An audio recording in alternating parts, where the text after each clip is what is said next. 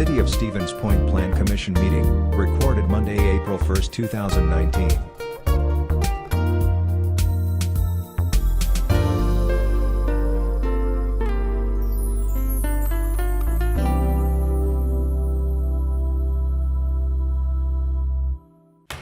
I have 6 o'clock. We will call the City Plan Commission meeting to order.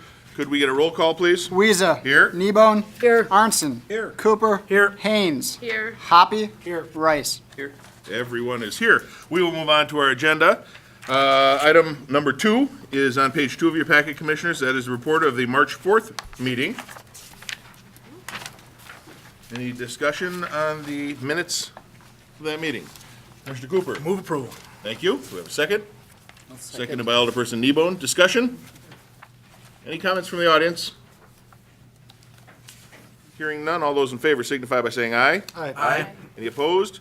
And that is approved. If anyone needs the agenda or any related materials, we've got some frequently asked questions regarding TIF.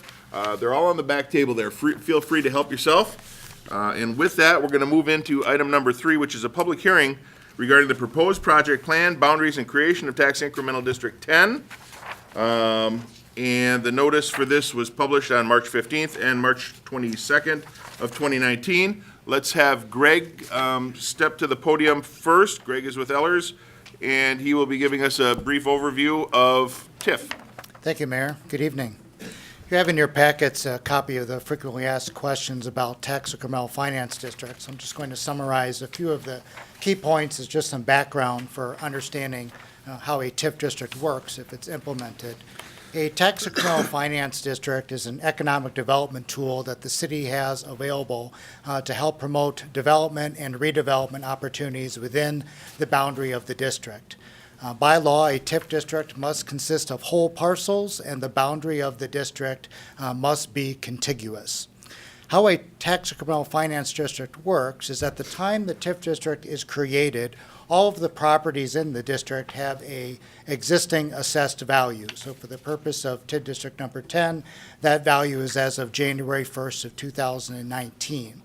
All of the taxing jurisdictions, including the city, the county, the school district, the technical college, will all collect taxes on that base value of the district, just like they do presently. The financial benefit to the city of a TIF district is as new value is developed within that district or the existing base value appreciates, that's called the increment value. So any increase in value after January 1st, 2019, all of the tax revenue that's generated from that new development gets retained by the city to pay for expenses within the district. So the city retains its share of the taxes on new development, plus the county, school district, and technical college's share as well. So that's where the financial benefit of a TIF district can pay off to the city, is that you utilize that tax revenue from new development to pay for costs. Whether you're within a TIF district or outside a TIF district, you pay the exact same tax rate. There's not a difference in the tax rate between whether you're within a district or outside. The only difference is how that tax revenue gets distributed amongst the taxing jurisdictions. So there's really no change in the tax rate that you're paying, just the distribution of the tax revenue that is collected within the district. In terms of some of the other considerations for a TIF district doesn't unilaterally change the zoning of any of the properties within a TIF district. Any rezoning changes have to go through the normal process, get approval by the Plan Commission, the City Council for any changes in rezoning. In terms of kind of the process of creating a TIF district, that's kind of where you're at this evening. The first step occurred earlier today with the meeting of what's called the Joint Review Board. The Joint Review Board is required under the TID statute. It consists of 5 members, a member of the city and the other 3 taxing jurisdictions, and a public member. So it's a 5-member panel. They took no action today. It was just an organizational meeting. The next step in the process is where you're at this evening, which is for a public hearing before the Plan Commission to consider the creation of TID District number 10. If you decide to forward this on to the City Council for their consideration, that's scheduled to occur on April 15th. If the council favorably approves the creation of the district, it goes back to that joint review board, and they actually have the final say under state law. So even if it gets approval at the city bodies, that joint review board has the final say. And that really stands to reason because the TIF district is really a partnership with the other taxing jurisdictions. They're agreeing to forego their tax revenue on new development until such time that the TIF district closes. So there's several kind of key findings that are required, and that's kind of what we're here to be talking about tonight in terms of the project plan and certain financial analysis that's been done to kind of explain the overall purpose and intent of how a TIF district works. We'll go into some of the more specifics here on TIF district number 10 and go through the details of what's proposed within the district, the project costs, and the anticipated development that's been built into the plan to look at the potential performance of the TIF district. But we want to start with just kind of giving a general overview of the process and how a TIF district works. Okay, thank you. Before we get too far, Attorney Beveridge, I know there were some people standing out in the hall. Can you see if they have any interest in attending the public hearing or if they're there for some other reason? We also have seats. I know there's some people standing. We have at least 4 or 5 seats up here, 2 on this side. And Sarah, we are almost at capacity here for seats. Is the overflow room open? No. Okay, yeah, if we need, pardon? Nobody's on the hall. Gotcha, thank you. All right, if we have run out of seats here, we'll open up the overflow room, which is just on the other side of this wall. So, Michael, Director Ostrowski, rather, can you talk a little bit about specifically TIF 10 and that project? All right, thanks, Mayor, and thank you, Greg, for giving the overview of kind of what TIF is and how it works. The district that we're looking at creating here with TID 10 is identified up on the screen in terms of the boundaries that we're presently looking at. These boundaries extend all the way to the west side of the city, on the west side of the river, north to Portage Street, down to the old Vetter Manufacturing Building, and then eastward to Division Street. And they do so for particular purposes in looking for potential redevelopment areas within the city, areas that are in need of rehabilitation within certain properties to make sure that they would qualify for any potential financial assistance that may be available moving through the process. But really, TIF 10 would be a rehabilitation conservation district, and anybody within that district should have received notice of a public hearing, which is why I'm sure a number of you are here tonight. State law requires us to notify everybody within that district. It is also an overlapping TIF district, and what that means is that currently there is a TIF district called TID 6, which is our downtown tax incremental financing district that was created in 2005-2006. What TID 10 does is it overlays some of the properties that are within TID 6, as well as incorporates some new areas within the city that we want to look at for potential for development purposes or rehabilitation of existing neighborhoods. The year which the maximum life of this district, because it's a rehabilitation TIF, is a 27-year maximum life. We'll go through some of the project-related costs and elements to show how the district would cash flow a little bit later, but the statutory life of this district is a maximum of 27 years. Some of the estimated expenditures that we're looking at, now these are potential projects. This project plan is to serve as a guide. It doesn't mean that these specific projects will happen by the date that they're indicated within a plan, but we use this for budgeting purposes along with some revenue projections, meaning development assumptions, and whether or not the district can cash flow, and it needs to cash flow by the end of the district. But what we looked at here, and we'll go through some of the specific ones in the next few slides, there's about $43 million worth of potential expenditures that have been outlined within this district over its lifetime. Not within the next year or two, but over its lifetime that could potentially occur. A lot of these relate to park improvements, site improvements, removals of streets and utilities, street and intersection improvements, several one-way to two-way conversions, parking area improvements, including a potential parking ramp downtown. Doesn't mean that it will occur, but we wanted to make sure that if one did go through, that it could cash flow within the district. The other element that we look at is making sure that there's proper revenue to cover any expenditures within the district. And there are several areas of land within the district that could provide a significant value for development-related purposes.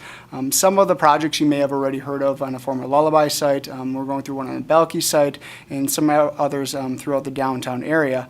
But several properties have a high potential of being redeveloped.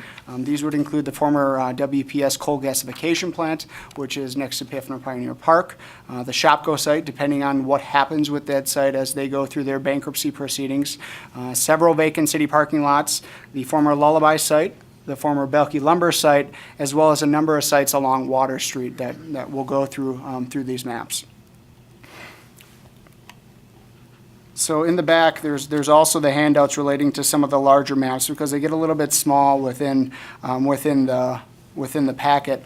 So I'm going to break this out into 4 separate areas: the western part, the northern part, the eastern part, and the southern part, as I walk through some of these potential projects. And again, these are potential projects, doesn't mean that they will occur, doesn't mean that they will occur within the time frame that they're indicated. All of these projects are going to have to come back and go through the formal approval process, but the project plan really relates like a guide or a kind of a plan moving forward on how the district would be developed. This is the western portion of the district, and it extends all the way just past the Store gas station and up to West Cornell Avenue.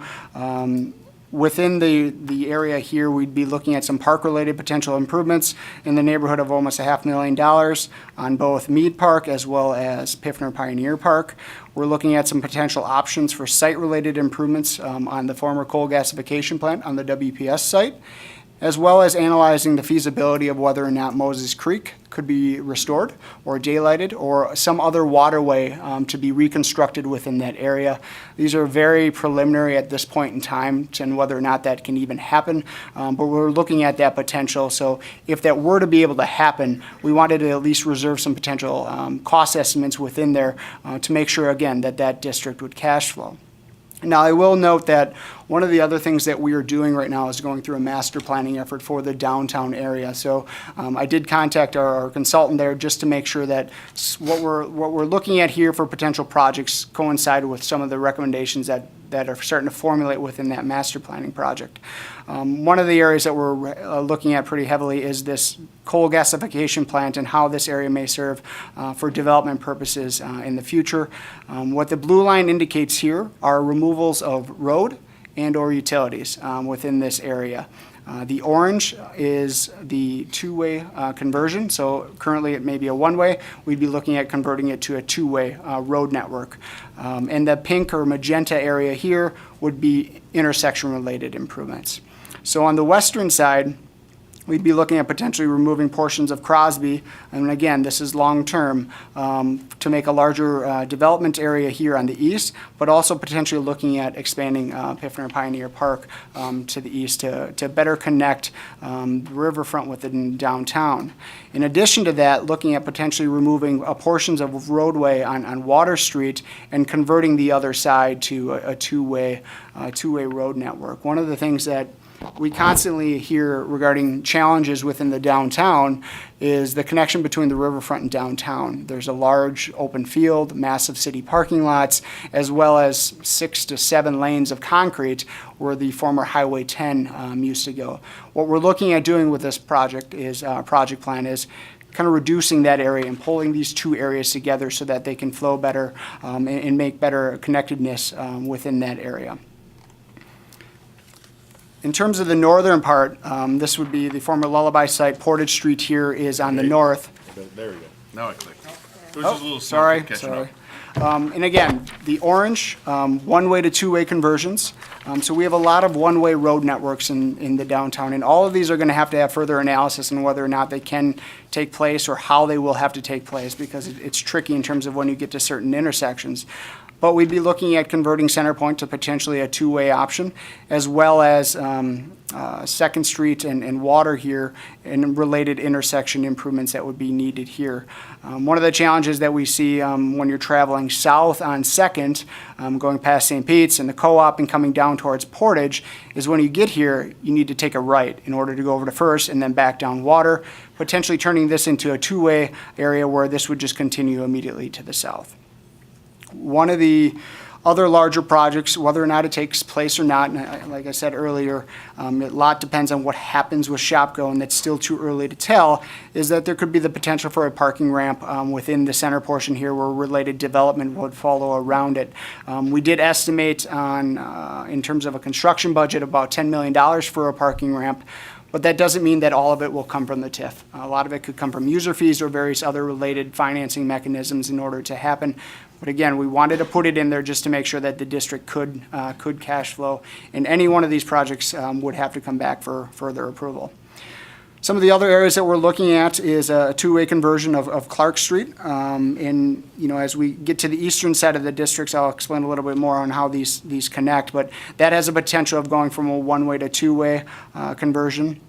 As we head a little bit further south into the district, we do have some parking lot maintenance over here in a city parking lot that we look at redoing potentially, as well as exploring the opportunity of what it possibly could take to create additional development area here. And maybe there is a removal of a portion of Water Street where it connects back to 3rd Street, but this is still very preliminary as we're going through our downtown master planning efforts, but putting in a cost in there to make sure that this cash flows. And then heading over to the east side of the district, this goes again up until Division Street.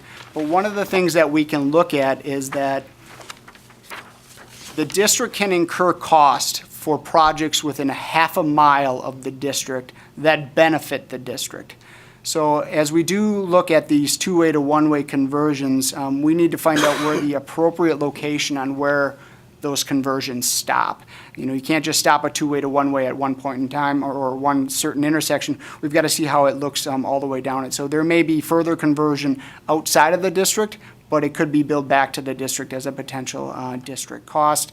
Right now, looking at if we were to go further to the east, the most beneficial spot to stop that conversion would be by Minnesota, by Gerke Park, where the weird intersection comes around the curve by the cemetery, and just cleaning that up and converting both Main Street as well as Clark Street potentially to two-way. But again, further analysis needs to be done, but just putting in related costs for that district. And then some intersection improvements as we look at these one-way to two-way conversions. Certain intersections are going to need improvements to be made in order for that to function appropriately. And then finally, here's the southern part of the district. And this goes all the way down to the Vetter Manufacturing District. As Greg had mentioned, the district needs to be contiguous. So there are properties in here that, while maybe nothing will occur on those properties during the life of the district, in order to get to other certain properties, those properties need to be included to make it a continuous connection within that district. So what we're looking at down here is the former Vetter Manufacturing Building. Here's the railroad right away. What we're looking at for potentially on the southern end here for some potential costs is a crossing for the Green Circle Trail, whether it's a tunnel, whether it's a bridge that goes over, but getting the Green Circle Trail over the railroad crossing at somewhere down here in the southern part of the district would be a potential project-related cost. So those are the costs within the district that we're looking at. And while these are the projected costs or the estimated costs, things can change. Dollars can be moved for different projects within the district, but keep in mind, everything still needs to go through the formal approval process. This is really creating that planning document moving forward to help guide us through costs relating to the district and projects that we want to undertake. You may have heard of several projects that we recently approved. On the former Lullaby site, there was an 88-unit senior housing building to be built on a city parking lot. There's a project projected on the Soik Plumbing site, all within this district and would need financial assistance to move forward. This is kind of that next step in the process of creating that district to help provide some of those financial assistance to move forward. Okay, thank you. Any questions from the commissioners for either Greg or Director Ostrowski? Commissioner Arnson? I just have a comment about your last comment or question. Which comes first, the financial agreement with the developer or the TID? Because that's what I was wondering about that lullaby development, Slingshot. So it's a chicken or egg question, huh? So it can come either way. Within our development agreement that was approved, one of the contingencies is that we have to create the TIF district by a certain date in order for that development to move forward. So if the district is not created, the development does not move forward. It's one of our obligations within the development agreement on our party. Does that answer your question, Commissioner? Yep. thanks. Anything else? I have a question. Okay. What's the status of TID 6? Is it still operational? And then where does it overlap with this one?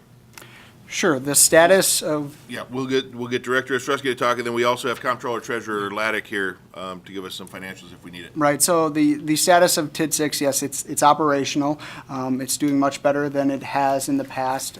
It is receiving funds from other TIF districts. TIF District number 5 and TIF District number 7 are donor TIFs to TID 6.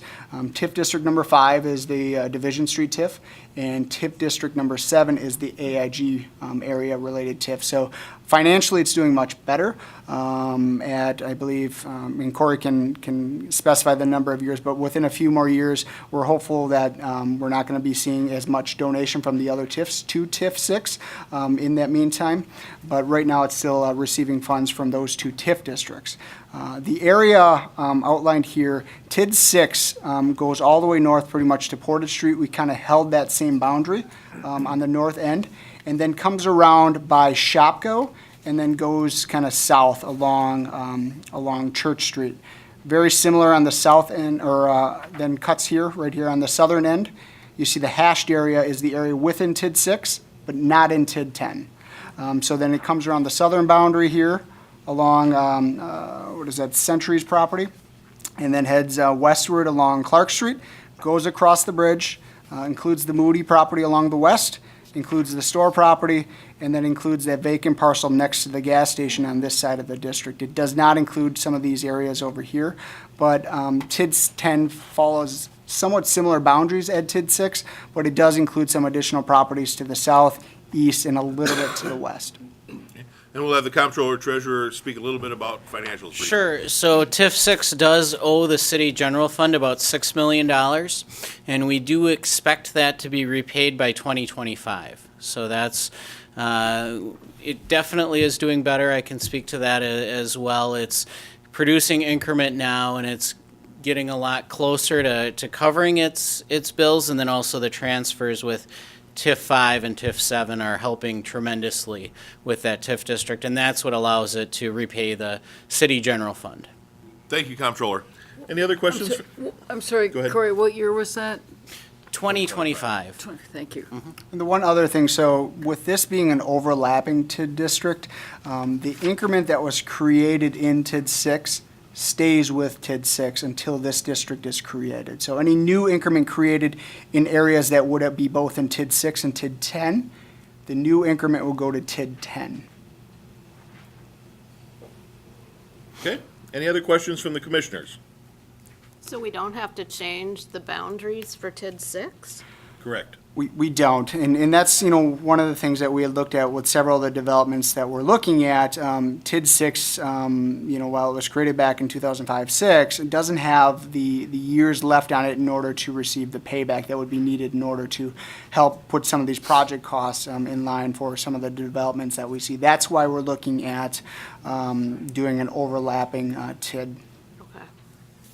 Okay. Any other questions clarifying the project before we open the public hearing? Commissioner Arnson, you look like you have something you want to ask. Well, I'm just wondering about that TID 6. So when that was set up, there was some base value. And now when TID 10 comes in, that will be set a new base value. So the first part of the increment would go pay off 6, and then the new part goes off to pay off 10. That is correct. All right. And then otherwise, because TID 6 isn't making it, was it by design or just by happenstance that 05 and 07 are doing better, that they can kick in for 6? So some of the projects within there, they are doing better than TID 6 did. So the Division Street TIF, we've had several successful developments along Division Street, Klazinski Clinic, now the new Century Building, North Point Shopping Center was there. TID 7, we've had improvements in terms of AIG, Aspirus, that allows us to use some of those revenues that are projected within those districts to pay down some of the debt service within TID 6.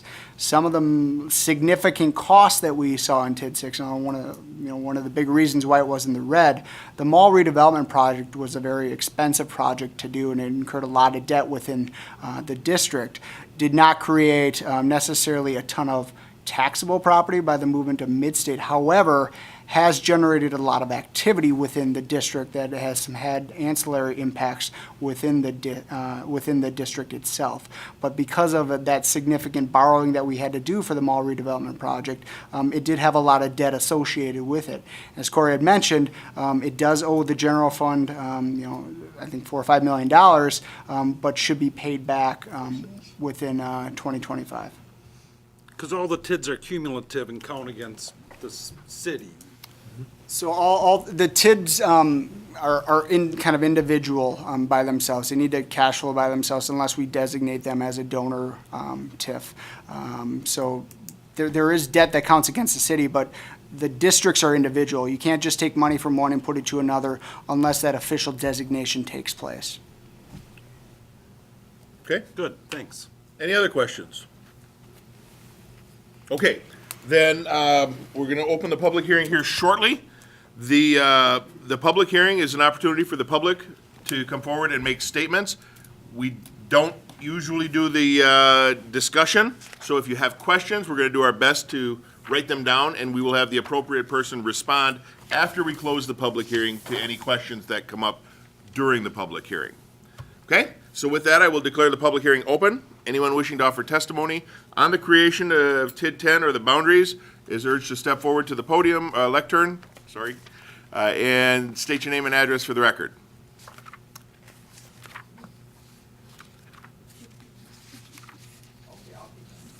Okay. Feel free to stand in line on. Okay. Jim and I, 21 on Oak Street. My question is, I'm interested to know how long will it take Shopko to know what the situation there, and if they're gonna put something in there, or are you gonna use it for apartments, if that, or are you gonna use it and whatever is it? Because I guess that would be my question. Okay. Public hearing is still open.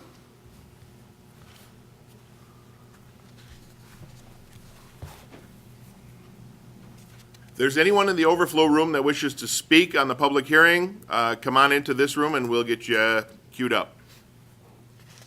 Hi, my name is Nathan Sandwick, 633 Portage Street, Stevens Point. Well, I'd just like to say, for the most part, I would, as an individual who lives in this proposed TID, like to see just a lot more information about what the value proposition of the project is and how likely that is to come to fruition. It's really easy to draw a projection that says this is going to increase by, what was it, $205 million or something in improvements. When I look at based on data from the Department of Revenue, it looks like all of the active TIDs in Stevens Point at this time, the increment on those totals something like around, looks like around, I'm just looking at a bar chart here, but it's maybe $150 million in value, if I'm looking at the size of that increment.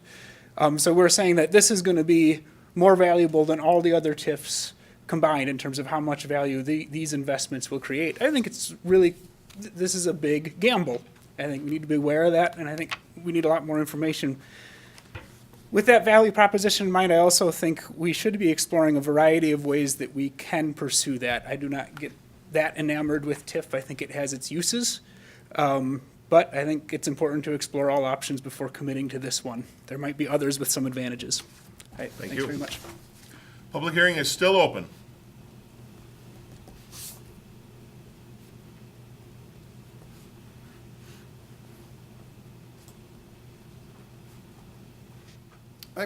I'd like to kind of reiterate Name and that. address for the record, please. Andy Petch, 1909 East Avenue.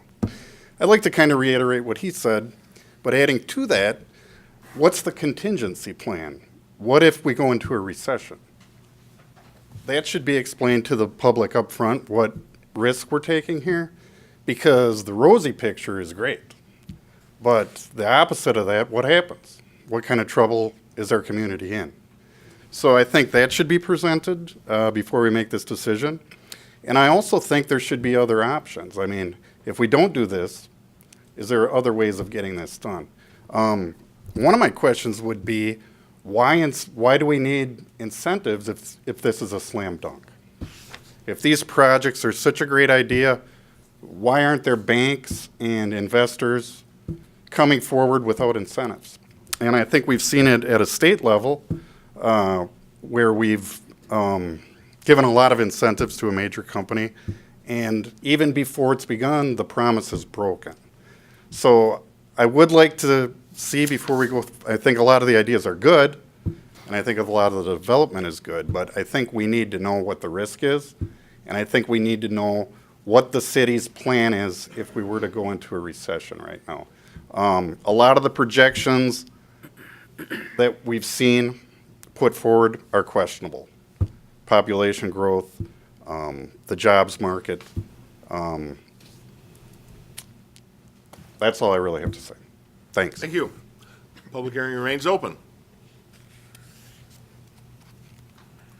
Bill Sherrill, 109 County Road East South, and I'll speak on two aspects. One, as a co-CEO of Team Sherrill Companies and the owner of the store on the west side, that this is something, and that facility, we've been looking at reevaluating what it can do. We had recently closed the Subway, looking at redeveloping and re-energizing some of the store aspects to be able to provide something further. I think that this expansion or redevelopment of the TID and bringing it back into it would move that project forward slightly and reevaluate that. Also speak as a property owner of two properties, 1649 and 1641 Main, and that I know that that's in the TID as well.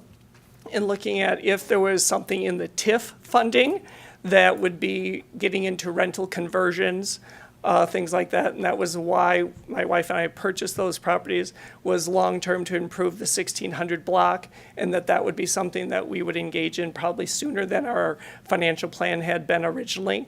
And then also as a citizen to look at it and the capabilities, I hadn't studied it that dramatically, to look at what, if this TID district was able to do the removal of the road barrier and increase the parks, and super excited about the possibility of expanding a park-based opportunity to the south of the bridge. That is like really pretty cool in my mind and really creates the vibrancy around the lakefront river that we've always talked about and many people have talked about. And if there's the financing to be able to do that, I think it would be really dynamic for the downtown. Thank you. Public hearing remains open.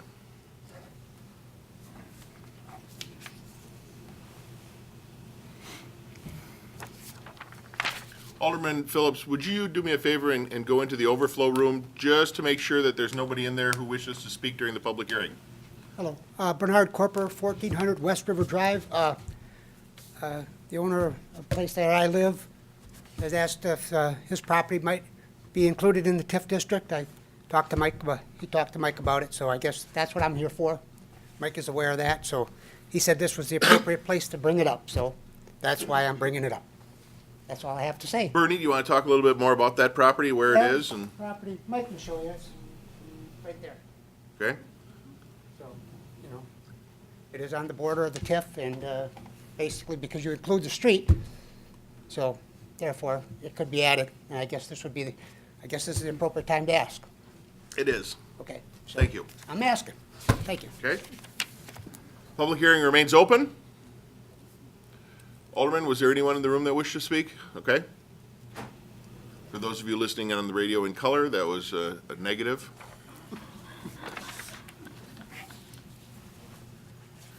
Jeff Vauder, 418 Cedar Street in Whiting. I'm wondering, in all of the maps we have, there shows a number of residential properties. Now, the object is to increase the value of the properties in there. What kind of pressure is there going to be for property owners, homeowners, to increase the value of their property?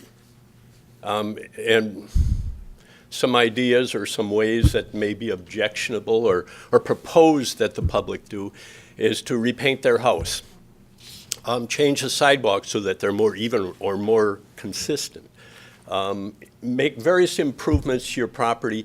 And if that is required by the city for individual property owners to make these improvements, where's the money coming from? That would be my question. Thank you, sir. Public hearing remains open. Public hearing remains open.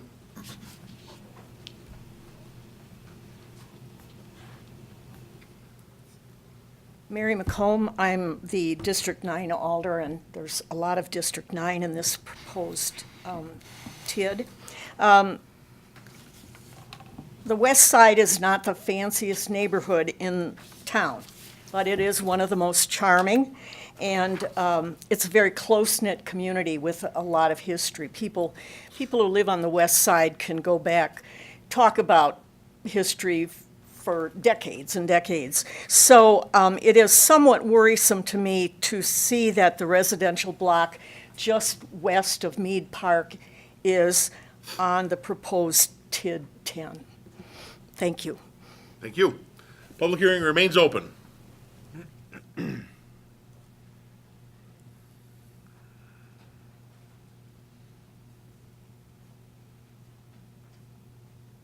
Brian Bolio, 2132 Elk. I guess the only question I have is this TID going to be geared more toward residential development or business development? As Mary stated, there's a lot of residential homes that are in this TID, so are we going to build more apartments? Are we going to build businesses? What are we going to do with this TID? Thank you. Public hearing remains open. Public hearing remains open. Always gotta wait till the last one, huh? 3 times. I'm Mike Phillips, 10th District Alderman. I guess my question is, part of the city's obligation to this TID is to redevelop property that's unused. In other words, vacant, it's not being used, it's called Sloman Park. Park is not being used. We need to figure out a way to get that in the boundaries of this TID in case somebody comes in there with a grandiose thing and we can use it for that. If you leave it off, and I don't know why, my question would be, as it's treated as a park, can you include that in the TID district? Okay. That's my question. Thank you. Thank you. Public hearing remains open.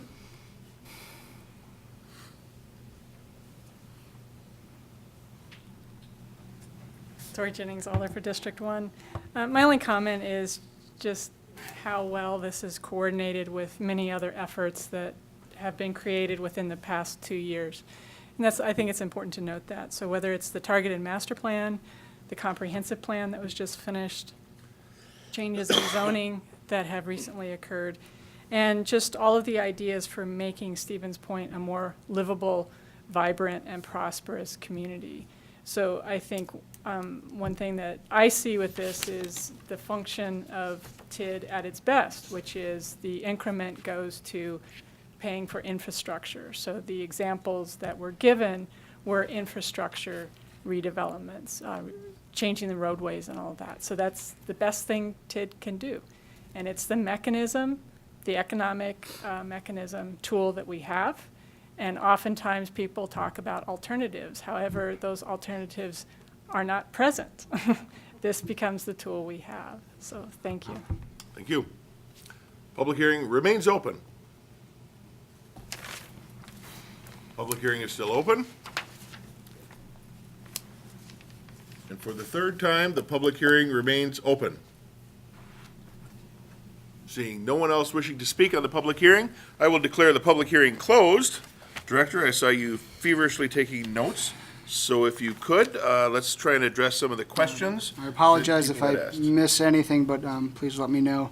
So one of the first questions that was asked, how long will it take Shopko to know what they're going to be doing on their site? And I don't have an answer for that. It's really up to Shopko. They're a private organization. They're going through bankruptcy proceedings, so it will. They don't own the building. They don't own the building, and there's an holding firm that owns it, that may be along with that. So I don't have a date on the Shopko building. Obviously, the sooner probably the better. But at this point in time, we don't have a date in which Shopko has indicated that they're going to do any plans on that facility.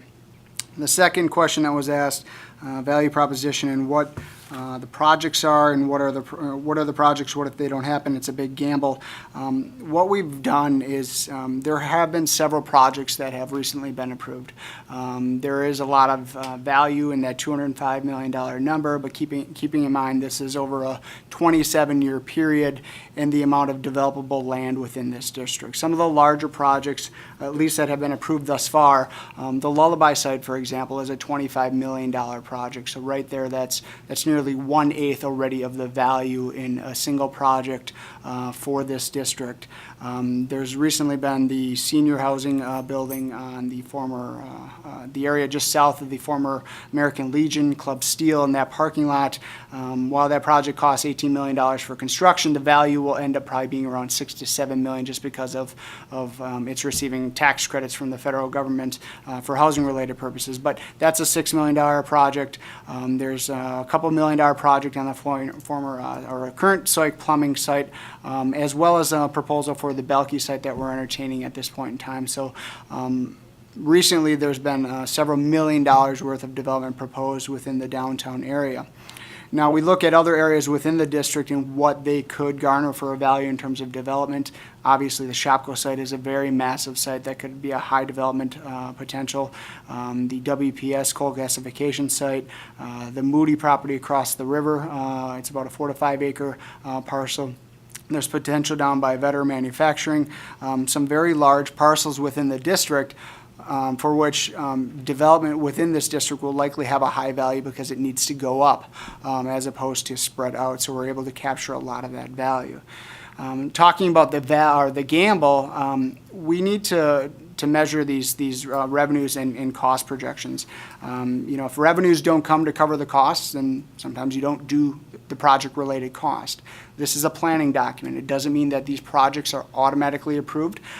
Every one of them are going to have to go back to the appropriate city committees and council in order to be approved. So at that point in time, we will gauge on how the district is doing and whether or not there is appropriate revenue within the district to undertake some of these costs, or if there's other funding mechanisms that we look at from, let's say, a general fund or a capital account to do some of these project-related costs.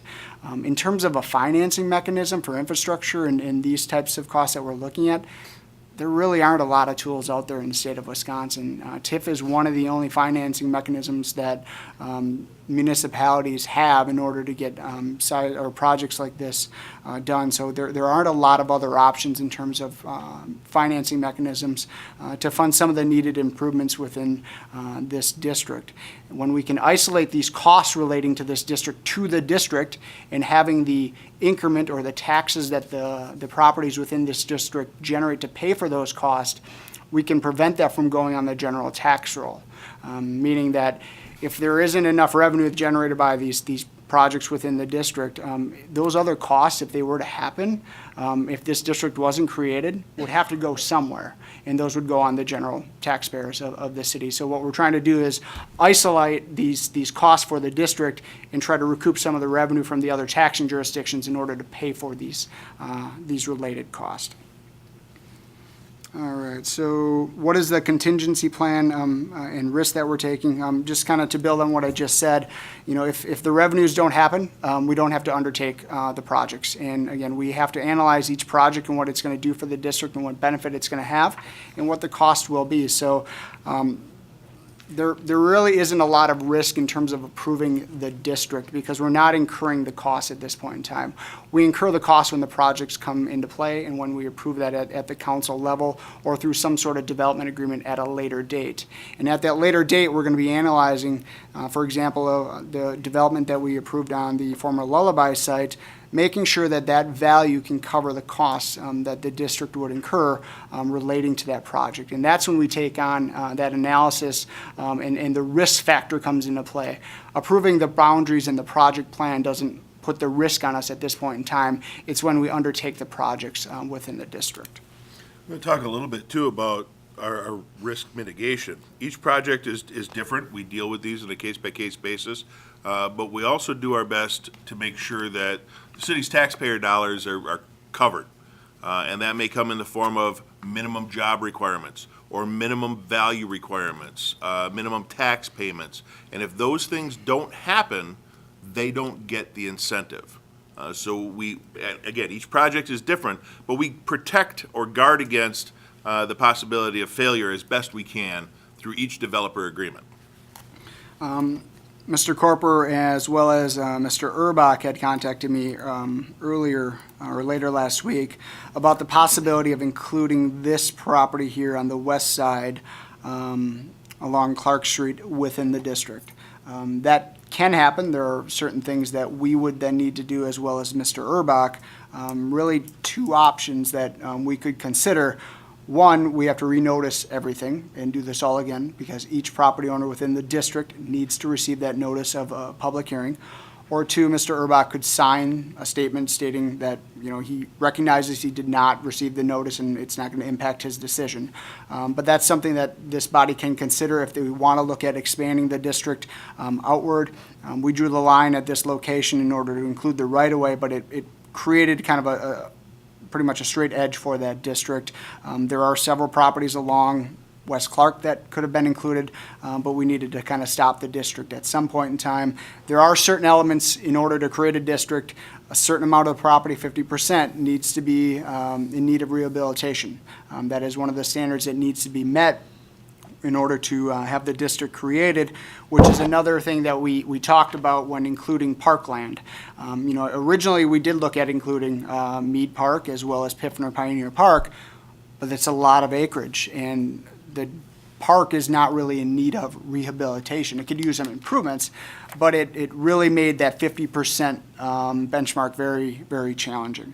So it'll be up to this body if it chooses to add this additional property into the district, and kind of gave you the two options that we could proceed with doing that. But we felt when we created this district that it provided a good line and separation to stop the district at that point in time. And at this point in time, there is no specific project for that parcel. So that's another thing to consider.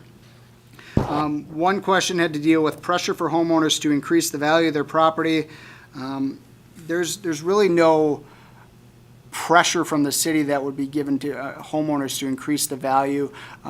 Property maintenance would be treated just like any other property throughout the city. This district doesn't put any additional pressure on the homeowners via any regulatory framework. But the value of property, as your property appreciates, it does create additional increment in the district. One of the things that we've done in the past that provide kind of a district-wide benefit is we did a facade improvement grant program within the downtown area within TID District Number 6 that allowed the city to issue grants to businesses to spruce up their facades in order to increase the aesthetics within the downtown as well as the value of those buildings.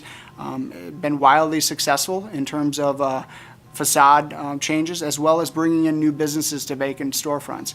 Something we could possibly look at doing within this district too. Later on doing some sort of facade improvement program for residential homeowners in order to help increase the value of their homes and increase aesthetics without the district. But from a regulatory framework, this doesn't really give the city any more leverage to say you need to paint your house or re-side it. That doesn't change, and it's going to be the same whether you're in the district or whether you're out. The other question, residential development or business development? I would say both within this district. This district is a rehab district with the intention of rehabbing existing properties within this district in order to bring in additional residential properties as well as businesses. What we want to see is, typically what we want to see in downtown developments is non-retail based employment. And what I kind of mean by that is employment that isn't just retail. So office-type large employers within the downtown to spur additional activity, that can be made a component of this, as well as making sure that there is adequate living facilities within the downtown district. The more people you have living in a downtown district, the more vibrant it tends to be. Our downtown, we've approved several projects lately that have included several hundred residential units, a total of about 350 if they all come to fruition. We recognize that our downtown does not have a lot of residential within it. And oftentimes when it doesn't have a lot of residential, it becomes an 8 to 5 downtown where most of the activity takes place during 8 to 5 business hours. After that, shops close, people go home, maybe the bar crowd comes, but that's it. What we're intending to do is trying to make this a 24/7 downtown to make it vibrant for the shop owners as well as the other businesses within the downtown area. So the types of developments that we would look at are going to be dealt with on a case-by-case basis and what benefits that they'd bring, whether it's jobs, whether it's the value of the jobs that they bring, whether it's the quality of residential within the district. But those would be analyzed on a case-by-case basis as we go through the projects over the years within this district. Sloman Park, again, we can include it, but it does go against that 50% rehab value and whether or not something would occur within that parcel. And that's all I have. Okay. Was there any question that someone had that we didn't touch on? Why the west side neighborhood wasn't included? Was that it? Why it isn't? Why it isn't or is? Wait, hang on. Alder, I need you to come up to the microphone, please. And then I know you, sir, had another question. We'll get to that after this one. Mary McComb, Alder, District 9. Again, my concern is that it actually is in the district because it's a longstanding, close-knit community and next to a very desirable park and property. So I'm concerned about that. Thanks. Thank you. Director. So one of the reasons why we included it, there are certain properties in that district. If you look at property number 15, which was also included in TID 6, the gas station could be a potential rehabilitation property. Given gas stations, sometimes there's environmental contamination that comes along with them that needs assistance. If the properties are in the district, they could potentially receive additional facade improvement funds. And I don't know what 27 years down the road brings. It is a desirable area along next to the park. Maybe certain improvements that will be made within that district, but there's nothing slated at this point in time. The reason we kind of have to balance on what properties we put in and what properties we don't. Statutorily, we get 4 amendments that we can do to this district over 27 years Boundary-wise. to add property in or take property out. So if we don't put it in and all of a sudden next week we need to add it back in, we just burnt up an amendment.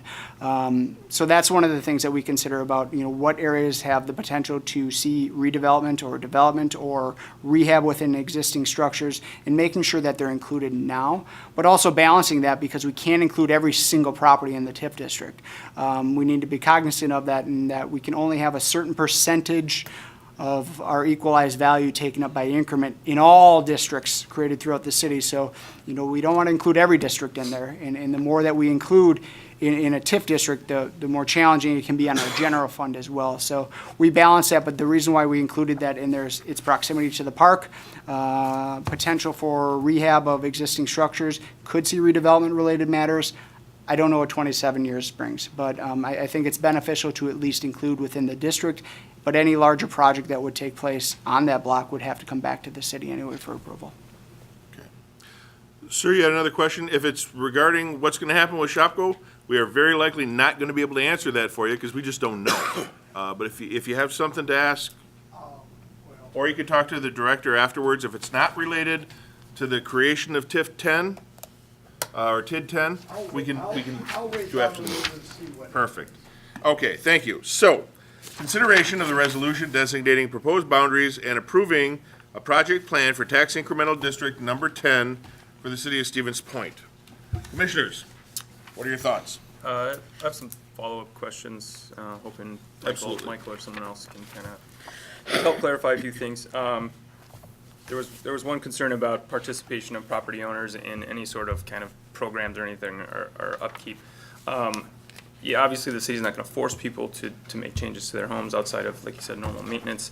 But I'm curious how, like, city infrastructure plans might affect property values, without those, private property owners necessarily taking efforts on their own. Are they likely to see increased taxes if the city undertakes, infrastructure projects near their homes? There's, it's hard to speculate on kind of what those projects are. I mean, it could have a potential in terms of value with, adjacent properties or within the district as a whole. The infrastructure projects that we're looking at right now in terms of, removal of streets, one-way to two-way conversions, probably would have minimal to no impact in terms of the actual infrastructure-related improvements. As we start doing massive site improvements, let's say Moses Creek was, daylighted or some waterway was recreated, property around that could have an appreciation because now it kind of becomes waterfront property. But the projects that we've identified early on with this project plan probably aren't going to have a significant, if any, impact really on the value of existing properties within the district. The intent with these improvements is to make the area more desirable. Then in turn, as it becomes more desirable, people want to live there, property values appreciate, that's when you see the impact on the properties. Okay, great, thank you. There hasn't been a lot of discussion, and maybe you can add some clarification here, about the other tax jurisdictions. So my understanding is that a good portion of the development that has happened in Stevens Point in the last decade probably has been in TIF designated districts. Necessarily, taxes from those developments have not gone to the school district, the mid-state, and to the county. Correct.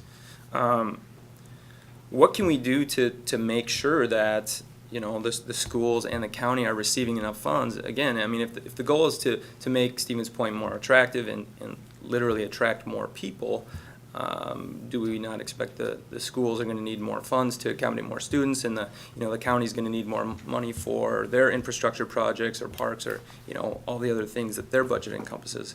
I mean, if all of the development in Stevens Point is basically preventing them from accessing tax dollars, like what can we do, maybe in this TID or future TIDs to help ensure that they're getting necessary funding? And that's a good question. So kind of two parts here. One, we create these districts in order to spur additional development or create additional jobs or additional value from rehab type projects. The intent is that if this district's not created, those developments are not going to occur. Those taxes are not going to be created to then go to those other taxing jurisdictions. One of the larger components to the whole TIF creation process is that there's a joint review board that is created. That joint review board, as Greg has mentioned, is made up of a public member. It's made up of a member from Portage County, a member from Stevens Point School District, as well as a member from Mid-State Technical College, which is the other taxing jurisdictions that would be impacted by the creation of any TIF district or any amendment there too. It's kind of their goal and their purview to review that specific thing.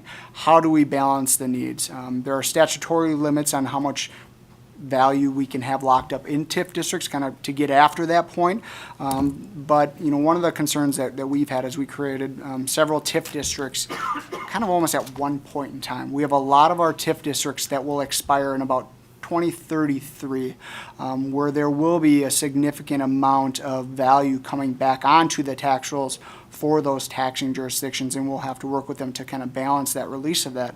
But overall, that joint review board and those members voting on this along with the project plan are charged with that and analyzing that and saying, look, this is for the benefit long-term. We see the value in increasing the value within these properties long-term, and we're willing to forego that value at this point in time to realize those economic benefits down the road in perpetuity almost, versus hoping development just comes in, whether it just sits stagnant without any assistance moving forward.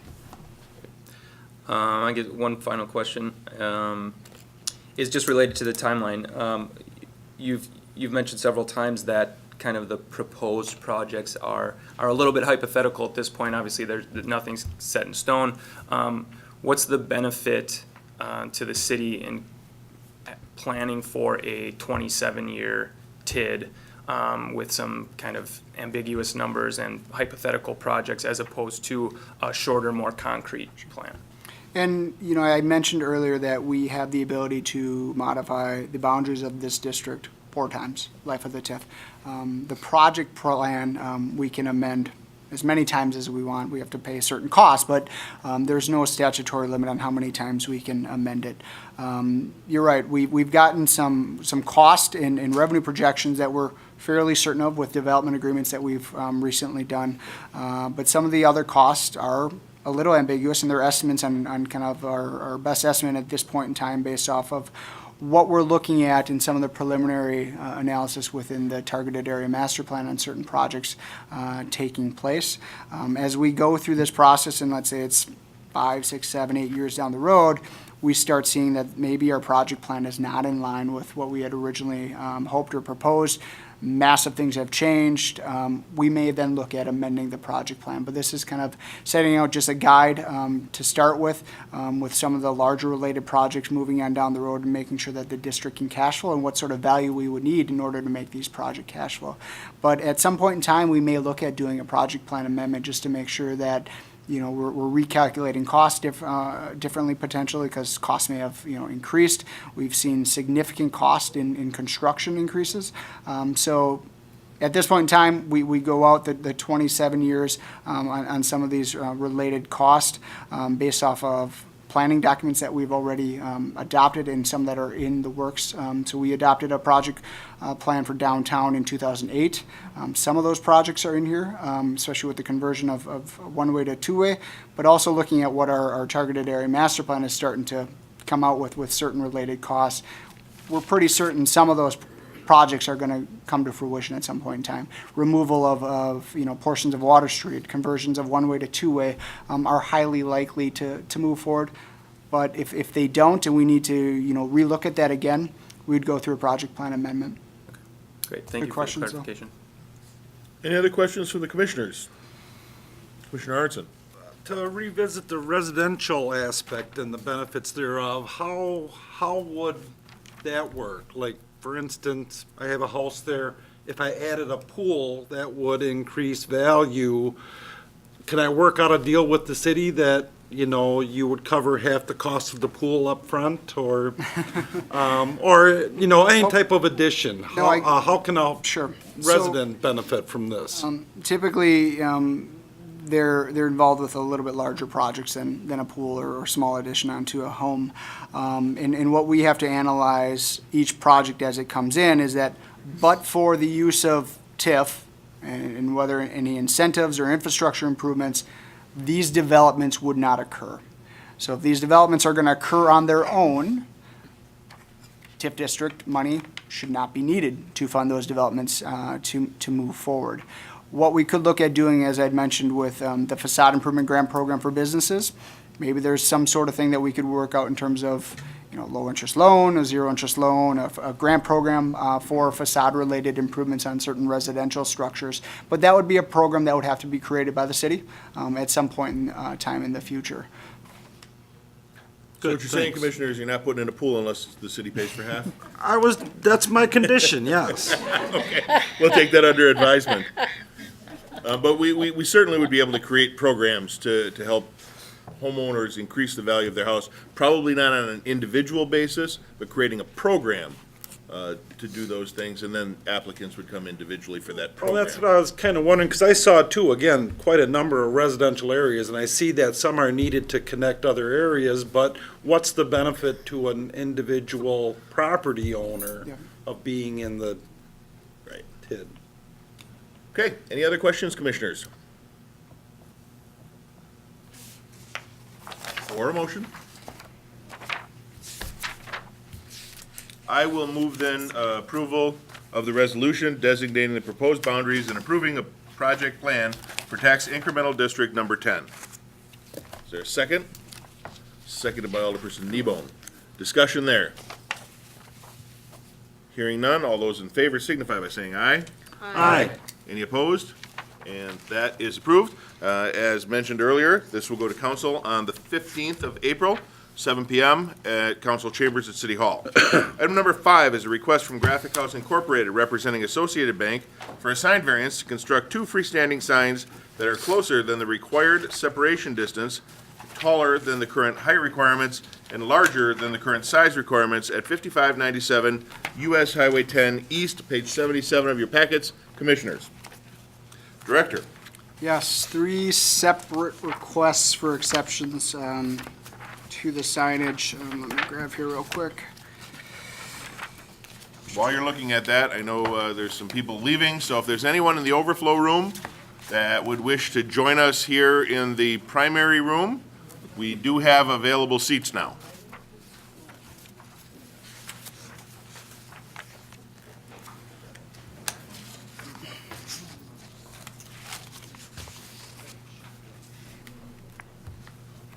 I think you probably go ahead, All right, Director. so Huntington Bank has been purchased by Associated Bank, and they're looking at installing the appropriate signage at the facility out on Highway 10, southwest corner of Burlowski and Highway 10.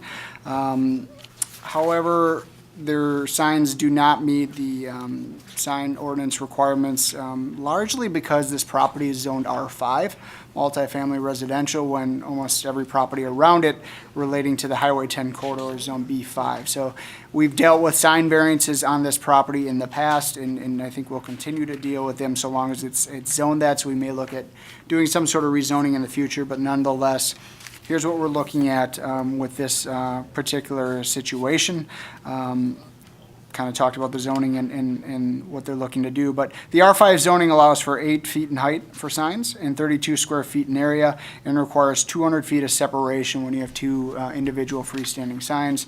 As you can see, to the right here, the signs that they're looking at putting up, one's 37 and a half square feet, 15 feet in height, freestanding sign.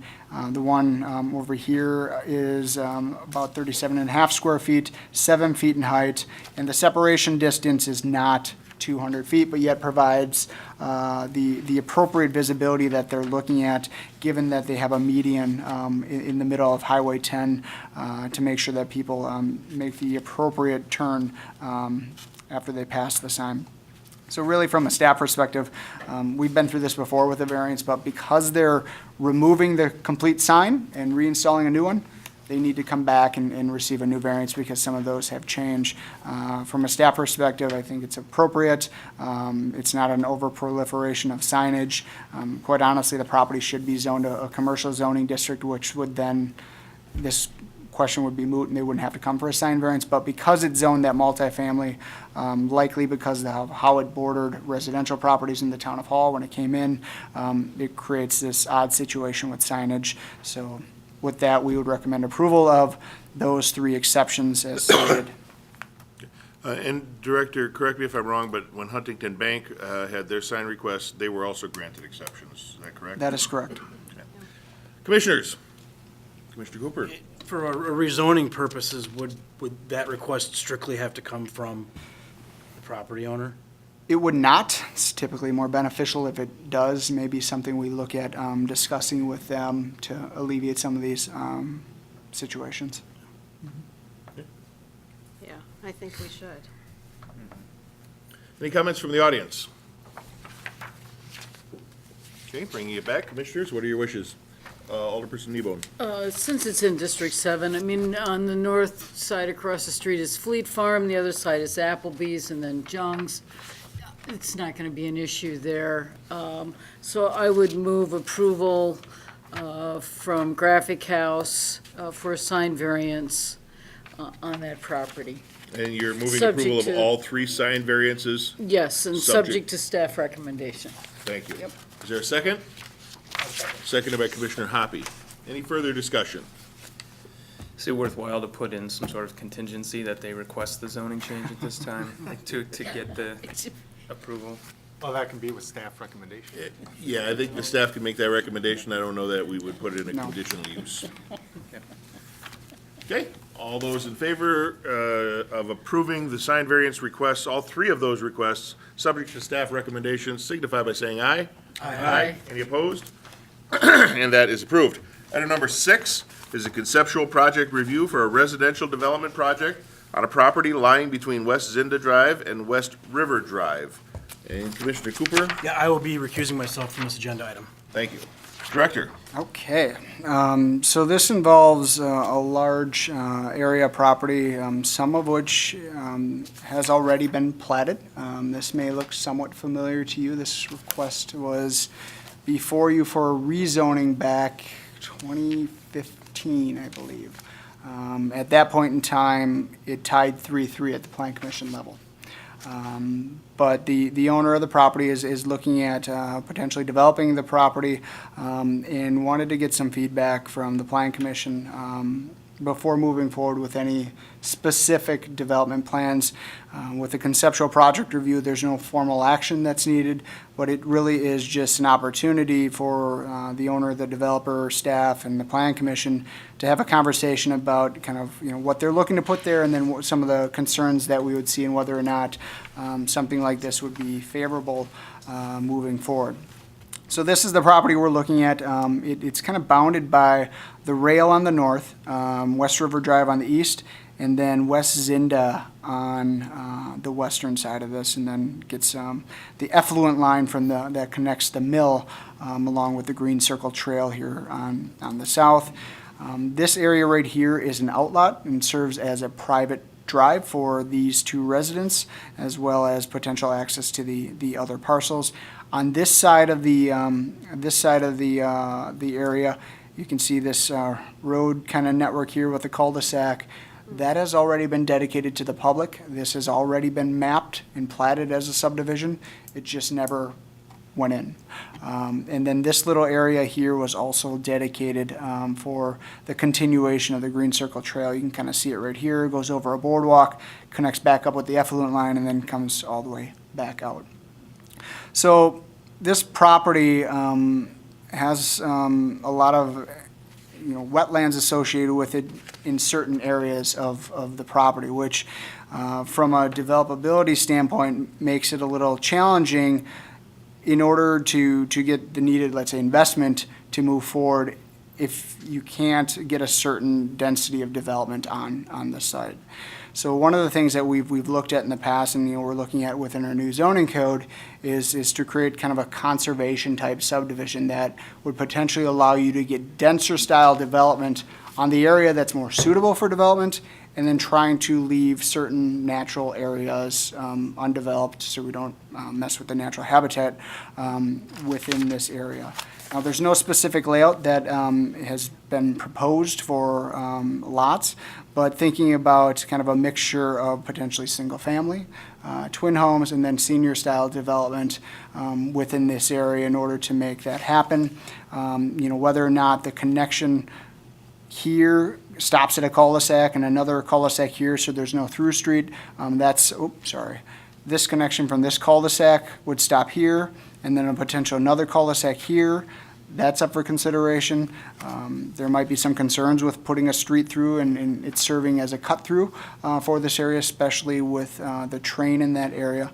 But one of the things that we've could potentially explore is rezoning this property to a planned unit development that would allow some flexibility within this area in exchange for a higher quality development and provide more protection than just an underlying zoning district. So at that point in time, they'd have to request rezonings, they'd have to come forward with a potential or a conceptual plan and then formal site plans, and that the development that would take place in that area would have to follow that plan. It couldn't just continue out there like it could now. But that's kind of what they're exploring.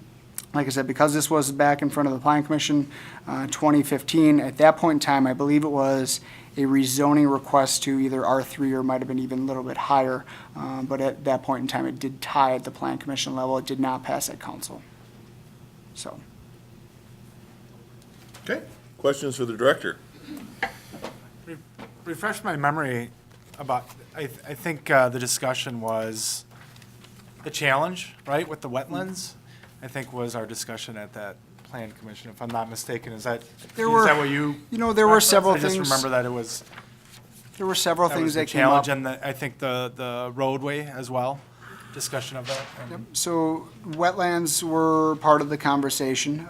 As you can see on this Plata survey, they have delineated kind of where those wetlands are, making sure that, development didn't occur within those wetland areas. The other thing that was a concern was the roadway and potential connection through here and it becoming a cut-through for many of the surrounding neighbors. And just really the increase in density going to two-family and duplexes within that area that may have been rentals. I remember that came into certain. I think discussion about value of the homes or potential homes along the railroad as well, I think was a discussion. If I'm not mistaken, that the railroad abuts that one side of the development as well. So just to clarify, with that different discussion of a planned zoning. Plan development. Plan development, district, sorry, plan development. Would that be impacted on how those, you said the lots have been platted, but would that have an impact on where those lines would be and things like that, or? It could. So if we looked at this from a larger perspective as, this entire area as a planned development district, we could look at replatting those differently. They may be, maybe they're not single family, maybe it's a twin home, maybe it is single family. But at that point in time, through the planned development process, we would iron out all of that information and those requirements moving forward. Some of the things that we may look at is maybe the minimum lot size is reduced in order to get a number of units and not impact the wetlands. And reserving those wetland areas for conservation type areas. It's just something at this point in time is very preliminary, and before putting a ton of work and effort and cost into this, designing this, looking at getting some of the thoughts from the Plan Commission as well as potential council and neighboring properties moving forward on what the thought is here. One of the challenges that we see in Stevens Point is that there are not a lot of areas for single-family subdivisions within city boundaries. This is one that's been platted and could be suitable for single-family. It is somewhat on the edge of the city, but still in an area that has been developed with West Trillium Court, some larger lot development here, and then some smaller lots along West River Drive.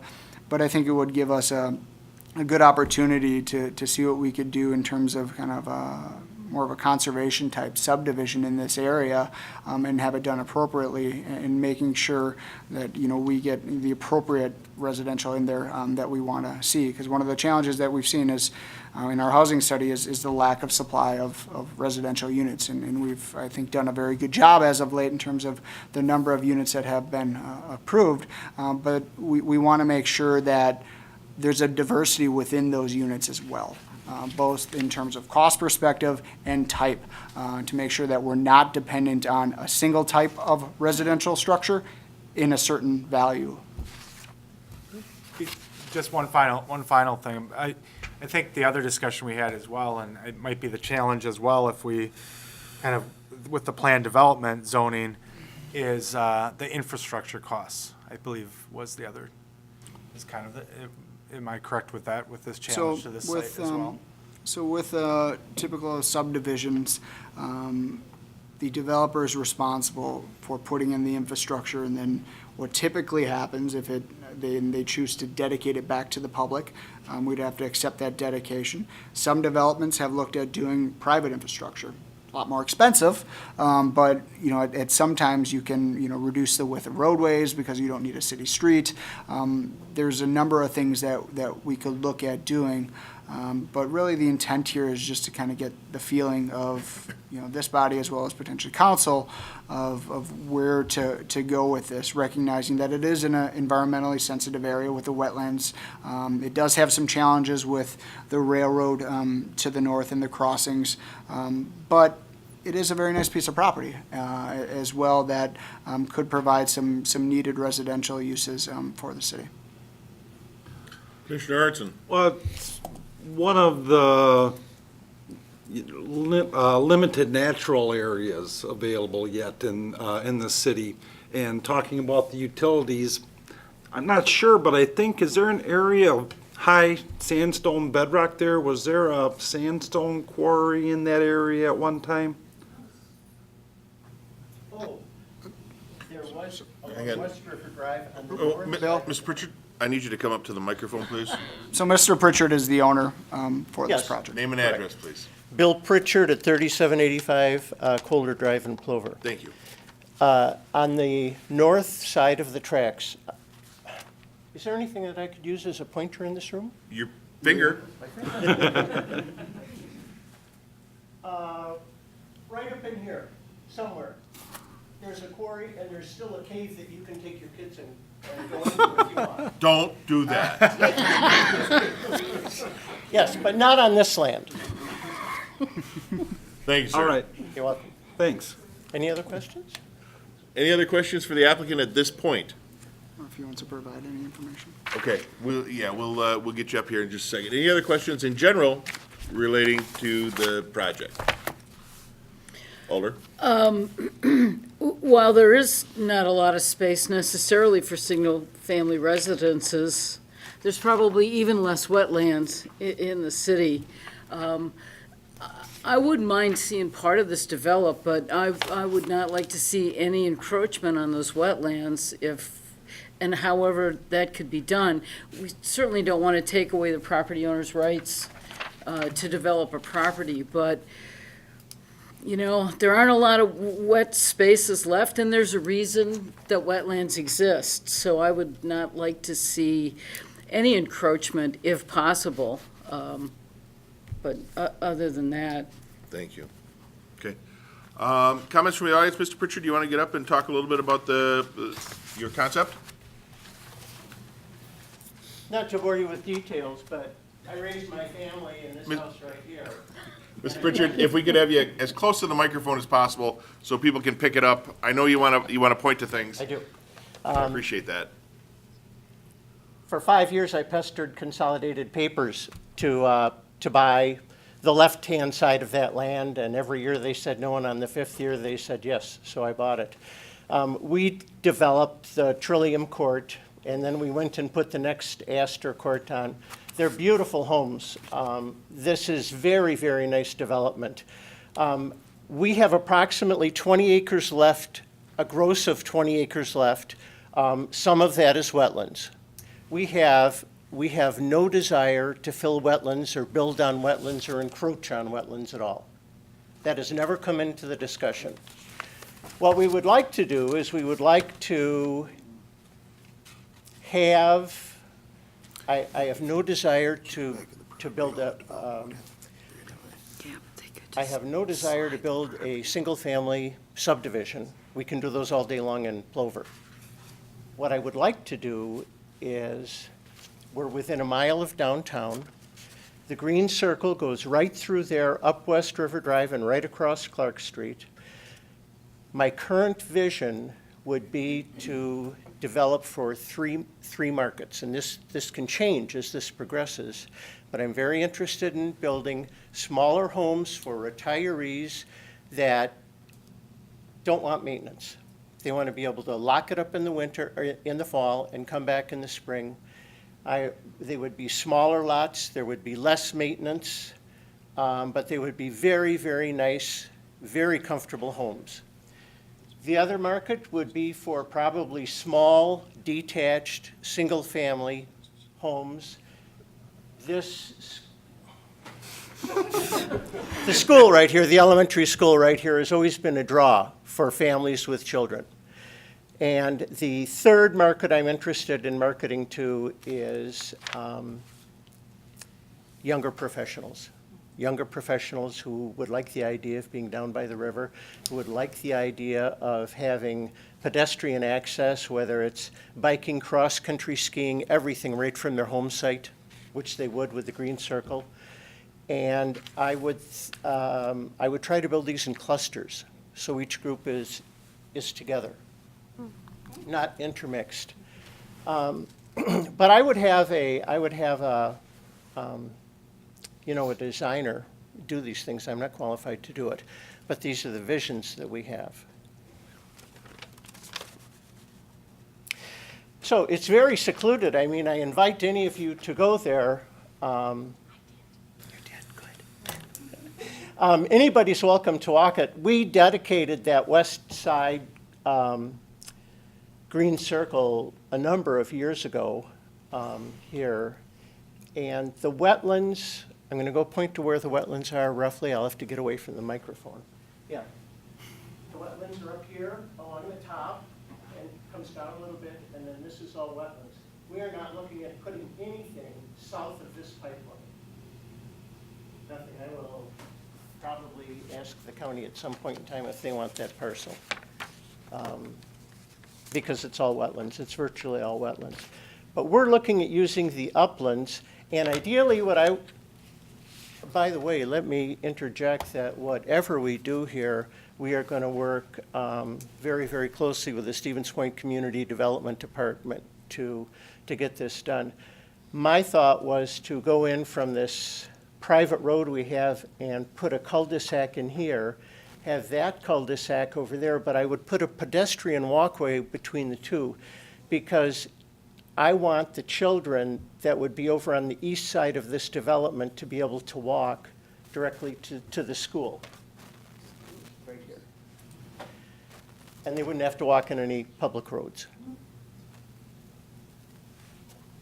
So, I mean, I've been interested in developing that property for 20 years, as long as I've had it. It's always, as far as I know, I think it's one of the bigger, if not the biggest, infill projects in the city of Stevens Point. It had. Talk about what you've done. Oh, well, we've built some very, very attractive twin homes over on Summer Street that they're all, I think they're, I guess that's not exclusive, Alder? but. Alder Dugan? Thank you. You know, but you persist. Well, let's let the speaker speak, please. We wanted to build here and we were turned down, so we went over to the east side of Stevens Point and developed a parcel over there. And then we moved down to Plover because that's where the land was. And if you're a builder, you have to go where land is and you can build. But this is a beautiful parcel of land. It's all heavily wooded. Part of it is conifers, but there's a huge section of it that is deciduous trees. And there are, it's rather hilly in parts. And it's a gorgeous piece of property. It's really a shame that it can't be used for development for people like those that are in this room to live. Okay, thank you. Anything else? Otherwise, we'll reserve the right to call you back up if there's some additional questions. No, I guess the only other thing that I would like to add is that the groundwater is high there. We know that. I built all these houses. I know where the groundwater is. We're planning on putting all of these structures at grade on a slab, which will also make them handicap accessible for wheelchairs going in. And it is our very, very strong intent to preserve all the natural beauty and the wetlands of that property. It is not to destroy it. Thank you very much. Alder Jennings, you had your hand up earlier? Anyone else wishing to speak? Get ready. Tori Jennings, Alder, District 1. Despite the fact that this has already been platted, I'm going to speak against this project. our priority needs to be increasing property value to maintain and improve services for the city, not create indebtedness. And any kind of development that is suburban sprawl type development is creating indebtedness for the city. Because we, even if the developer puts in the streets and the infrastructure and the utilities, the city ends up assuming responsibility for that at some future point. We already cannot pay for the infrastructure we currently have.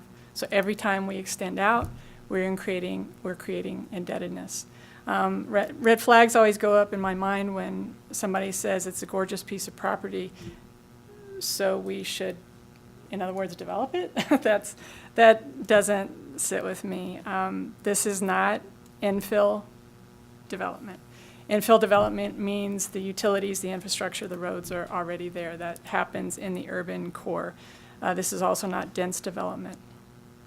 For those who argue that we need to provide every kind of housing option out there, that we don't have, for example, enough single-family homes, I disagree. First of all, we have plenty of single-family homes. They're occupied by students. Whenever we are increasing the urban-rural, suburban sprawl pattern of development, this enriches developers and impoverishes the city. We can do this and we don't have to provide every kind of housing. This kind of housing exists in Plover, so there's that option. Also, the urban core subsidizes development on the urban-rural fringe. And why should we? Those of us that live in the urban core, we have the highest taxable value on our properties, and we're subsidizing these people that live out and want to have large lots or live on the outside or create some kind of new development. We need to develop for increasing wealth and quality of life, and to me, any of these extended projects outside this area, I don't think do that. Also, calling it senior living, it's far enough out that anyone living there has to drive a car to get to any place they want to be. And also the fact that they're on grade slab means that the water table must be so high that they can't have basements. And anytime you don't have a basement in this area, it means the property value is lower. So I have lots of concerns about this, but with all due respect, that's just a difference of opinion. So thank you. Thank you. Alder Dugan. Well, as you can tell, I admire Mr. Pritchard. I'm Alder Dugan from District 8. And he has done an infill residential development near me. They're very, very well-built houses, and I'm sure these would be too. And they did, there were first some rentals, and then they all sold. So lots of different kinds of people. But having said that, I do want to deliver my diatribe. Like Alder Jennings, I hate to see a conservancy area, conservation area be developed. Let me tell you what I've said, and then I'll wind up with Mr. Pritchard's proposal. In a planned development district, this would be, what, a subdivision on a cul-de-sac next to a railroad track and surrounded by wetlands in a neighborhood well-known, and it is indeed well-known for high groundwater levels and flooding. As a planned development, this subdivision would be able to deviate, quote, from the standards of the zoning ordinance in exchange for higher quality development. Higher quality, quote again, higher quality of site design that is more sensitive to the existing context, both the built and the natural context. The existing context, as you've heard, includes 20 acres of wetland, forest, and wildlife habitat, with a section of the Green Circle Trail traversing it. This acreage is bounded on one side by the Canadian National Railroad, and a train came through there when I was walking, and I recommend that people do walk it. It's a beautiful area. It's like the place where I grew up, which was a natural area. We need to have a few more natural areas in this town. At any rate, the Green Circle Trail traverses it. But it's bounded by the Canadian National track. Some of these lots, if this plat were followed, and I think it sounds like you're going to do something different than this plat. Yeah, this is just what came forward 3 years ago. But if you did this way, some of those people would abut the track, and that's a very noisy situation there. In fact, I met someone on the trail, on the Green Circle Trail, who lives in Trillium, a former alder. In fact, some of you remember him, Randy. And he said he loves his neighborhood, which Mr. Pritchard built, but those trains are a real nuisance, a lot of noise. So that's a problem, I would think.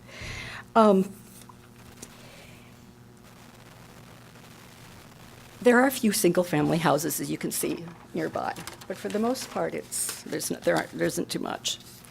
The proposed development would not be sensitive to the existing natural area and its inhabitants. While I was there, lots of deer trails. I followed deer trails, and lots of deer stuff, and a whitetail flashing through. It was beautiful.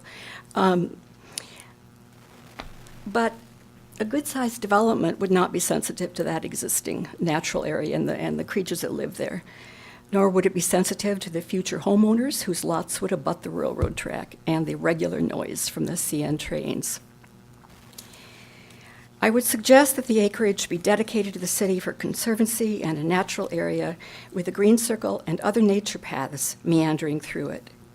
Or, after hearing Mr. Pritchard speak, and Alder Kneebone suggest that if it is developed, if a smaller part of it would be developed, perhaps only a quarter, 25% of that 20 acres.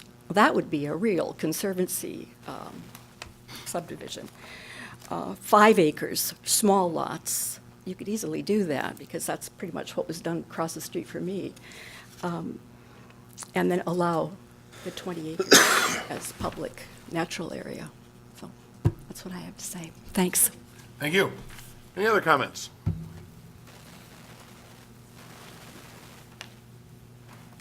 Carl Wires, 933 Meadow Street.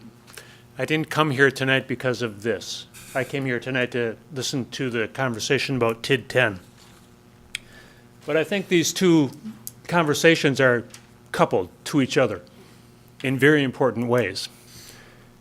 The first one is talking about TID 10. I heard several times that we don't know what 27 years will bring. And also part of that conversation, there was the idea that we might want to re-expose Moses Creek, which, guess what? Moses Creek was a wetland. So I think right now we can take those two pieces of that prior conversation and apply it to the logic of doing anything on what, I'm not familiar with it, but apparently it's a beautiful parcel. I just can't see a good reason to do something that, in the long view, might take away a very precious wetland. Thank you. President Johnson.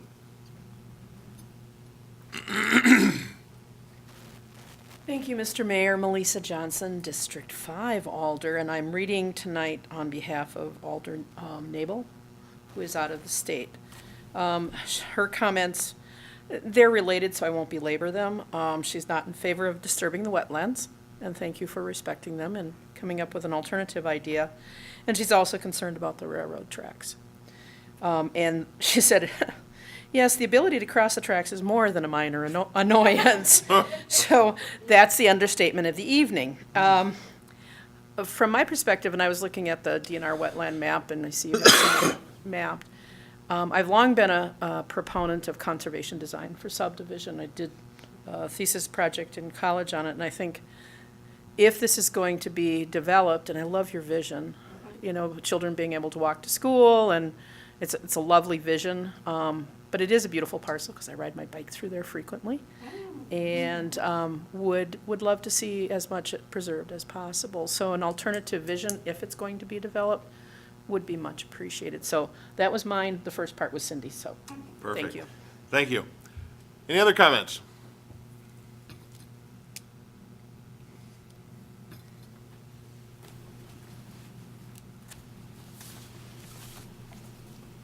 Brian Bolio, 2132 Elk Street. What we have to remember here is the property owner's rights. You know, he has the right to develop that property. He already said he's gonna preserve as much, if not all of the wetlands as he can. If he wants to develop his property, he's built beautiful properties on Trillium Court and Astor Court, I think you mentioned. All of the wetlands around those properties are intact. All the forests are, for the most part, intact by those properties. Being the west side of town, it is a little more rural than the regular urban core of Stevens Point. But typically, these newer, larger lots have more valuable homes on them, which add significant value to the city. So, a development like Mr. Pritchard's proposing, I think, would be a good idea. He's done some in Plover, he's done some on Summers by you, Ms. Dugan. They're beautiful, they all sell fast.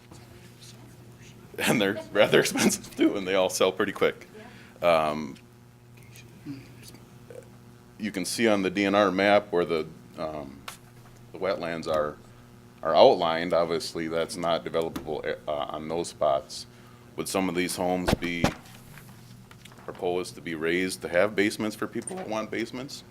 They could be, but I like the handicap accessible idea with the slab grade foundation. I've talking with residents in District 9 on the west side. They want more properties like that. One property owner actually wants to build one on his property, but he keeps getting told no. So I would be in favor of a development like this. Thank you. Alderman McComb, you had your hand up?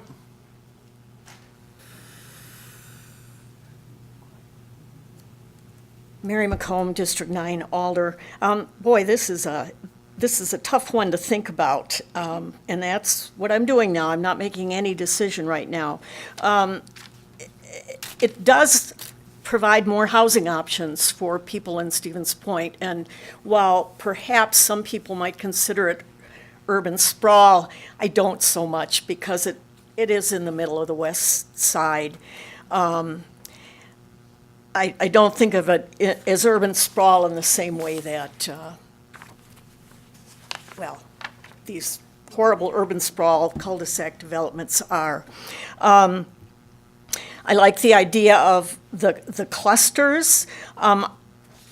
If this goes anywhere, I'd like to encourage you, Mr. Pritchard, to hire designers who really know about doing clusters. I think you mentioned, unless I misunderstood you, that the clusters would be sort of separate. You'd have us old people, and then you'd have single-family people, and then you'd have younger professionals. I'm not so sure that's the way to do it. I know that as a single older person, I wouldn't want to be just with the old people, because I'm too cool for that. On the other hand, I'm very concerned about the wetlands, and Carl Weyers, bingo, that very good thinking there. Yeah, we're talking about uncovering Moses Creek and at the same time possibly endangering wetlands. I know from talking with neighbors in the area, they really don't want to see two-family homes because they perceive those as more likely to be rented, and they are not a rental area. They really are a homeowner's area. So I know that they're concerned about that. And finally, one of my, if this does go forward, I think a smaller development sounds good to me. And whatever might be developed there, I do have concerns about, and I think you can do this in subdivisions, you can forbid people to use harmful fertilizers or pesticides, things that will run off into the wetlands. So I would want, if there are homes there, I'd want wetlands protections built into however you can build those things in. So I don't know right now. Thank you. Any other comments?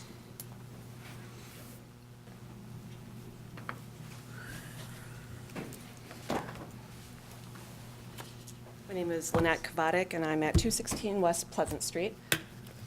We did oppose this as a neighborhood in 2015 when it was brought up, and we didn't oppose the development. What we're opposing is the rezoning to two-family. I think it would be a pretty hard draw for someone to build their dream home over there next to the railroad tracks, and it'd be a pretty hard draw for homeowners, and that's what we're concerned about, that it opens it up for rentals, and that's where the two-family comes in, and that's our main concern. We just don't want it rezoned. He can develop all he wants. Thank you. Any other comments? Anyone in the overflow room that's still there? And I know there are. Well, Logan and Corey, I don't know if Corey left, but Logan, I think, is still here. Okay, it doesn't sound like there's anybody moving. May I respond to some of the concerns people have? Absolutely, Mr. Pritchard. Go ahead. I have a comment, though, that might play onto what you Okay, Alder, let's start with you. Then Mr. Pritchard will come back to you. I was going to bring up something that Alder McComb just touched on. How do you prevent lawn chemicals, lawn fertilizer, runoff, oil from car maintenance? How do you protect the wetland from adverse runoff? You could say we'll put a restrictive covenant, but how do you police that? If somebody's out there at 6 in the morning putting fertilizer on their lawn that's gonna then wash into the wetland, we're not gonna be able to police that. So I don't think that would work. But if there would be some way to prevent that kind of pollution in those wetlands, I would like to see that maybe part of some kind of a conservation subdivision plan as well. So. Thank you. Mr. Pritchard? Well, I think a number of years ago, I'd be guessing at 5, that the state of Wisconsin prohibited the use of any fertilizers with, I think it's phosphates in it, that go into the wetlands to help grow, to help do whatever it does negative in wetlands, and I don't know what that is. But I know that the fertilizers that you can buy in Wisconsin are much more restrictive than what they used to be. A number of the people that spoke here tonight were concerned about wetlands. I'm not sure why. We are not going to touch the wetlands. We are not going to do anything with the wetlands at all. For one thing, I don't think I could. I think the Army Corps of Engineers protects them with almost absolute dictatorial power, but I'm no expert on that, but I have no desire to threaten or harm or use or fill any wetlands at all. Mary, you talked about the clusters and the segregation of the types of markets that we were at. We're obviously not going to segregate people by their occupation or their how many children they have or don't have or their age. It's just the type of homes that we will build that we think those type of people are looking for. Anybody can buy those homes. So we're just trying to market because people frequently like to live with other people who have things in common. To your concern, and I'm sorry, I don't remember your first name, the last name is Kavadik. When a builder builds at home, he doesn't get his money out of it if he doesn't sell it. If he rents the home, he doesn't get the money out of it to pay his construction loan back, to pay for the sewer and the water. I'm 66 years old. I have no desire to get in the rental business and be in it 10 years from now or 20 years from now. This development is probably going to be high-end enough where few people would be able to afford the rent. And the sole focus of what we're doing is for owner-occupied buildings. We have no interest at all in renting or selling to anyone who's going to buy 6 of them to rent them out, or renting any of them out ourselves. I mean, this would start very, very slowly. We would build 5 units, we would sell them, we would build another 5 units and sell them. Then, if we've sold those 10, we might build 10 units and then sell those. This is not something where we're going to, put $12 million, build $12 million of units, and then find out that nobody wants them. So, if there were other concerns that were mentioned that I just didn't address, anybody mind bringing them up again? I'd like to have a chance. It's going to be very nicely done. Thank you very much. Alder Jennings, did you have some comments again? Well, I guess just reiterating that what hasn't been covered is this creates indebtedness for the city, and that has to be considered. And also, because this is a urban-rural fringe concept, and this is like fundamental for the city, the comment was made that expensive homes on large lots are really valuable. They're not. That's the whole equation talked about by Chuck Marone in Strong Towns. Those expensive homes on large lots require all the same services that everyone else gets, and they are not paying for those services. So a much smaller lot in the urban core is subsidizing those big homes on the outside on a big lot. And that equation has to be understood, because that's what creates poverty, impoverishes cities, and impoverishes our city. Thank you. Thank you. Okay, any final comments? Right, bringing it back to the commission. Commissioners, Commissioner Haynes. Yeah, Michael, I have a question. So this is currently zoned R2, is that correct? That's correct. And what can the owner do with this property without going through us? Without going through you. So there are certain things, and thank you, Anna, for bringing that up, and looking at this project. And one of the reasons why we looked at potentially bringing this as a planned development district, because it provides greater certainty for the city, and I think greater protection for the city of these types of resources.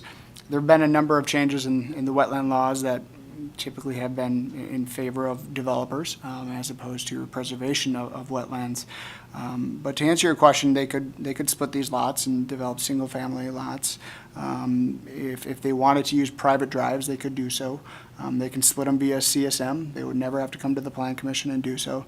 But if they were to dedicate any of the infrastructure to the public has to accept that. So the city would have to accept any road dedications or approve any subdivision plats which are greater than 5 lots. So he could go ahead and build this if he so chose with the platted subdivision that he has.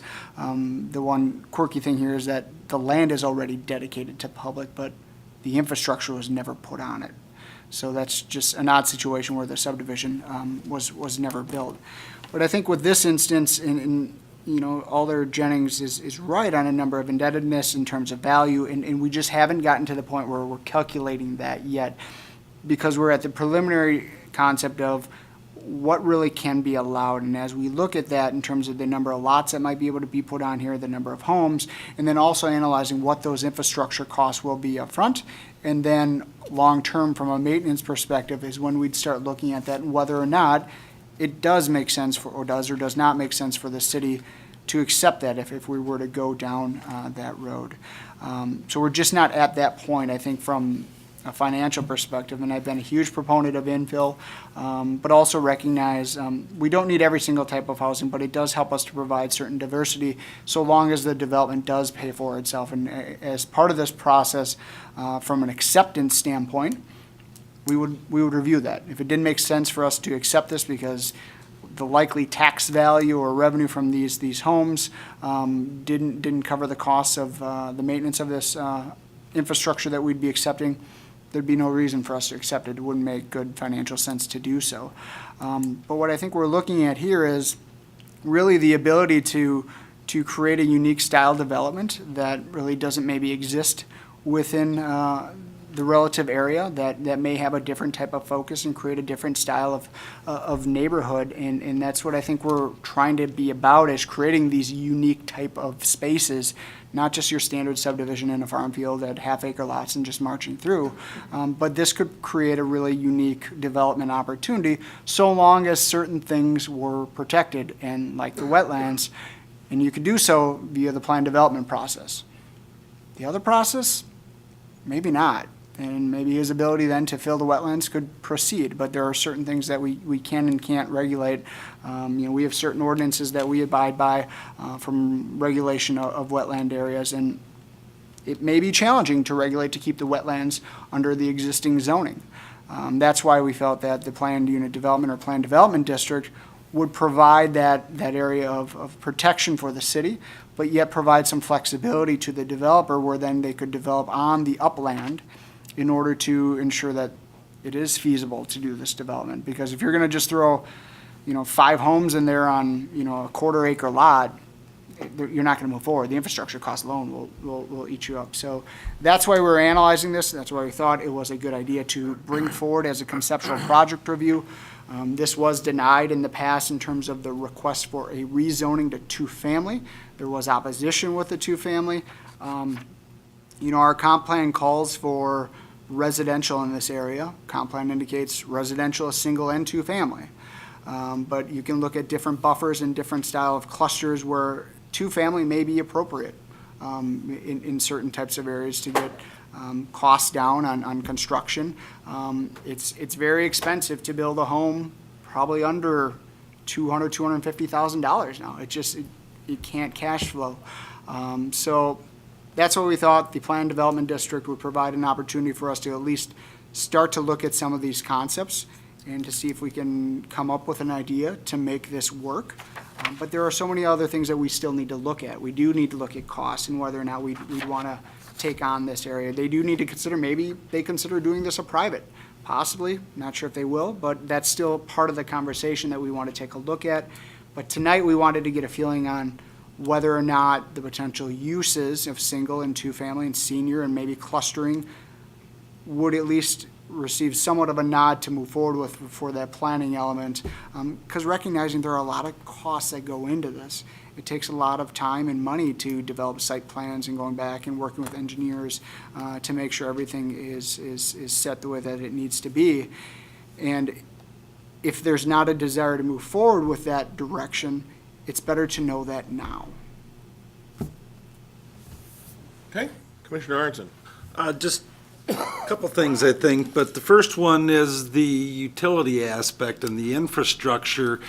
The wetlands, obviously there's high groundwater there, so you're running sewer water lines through saturated zones.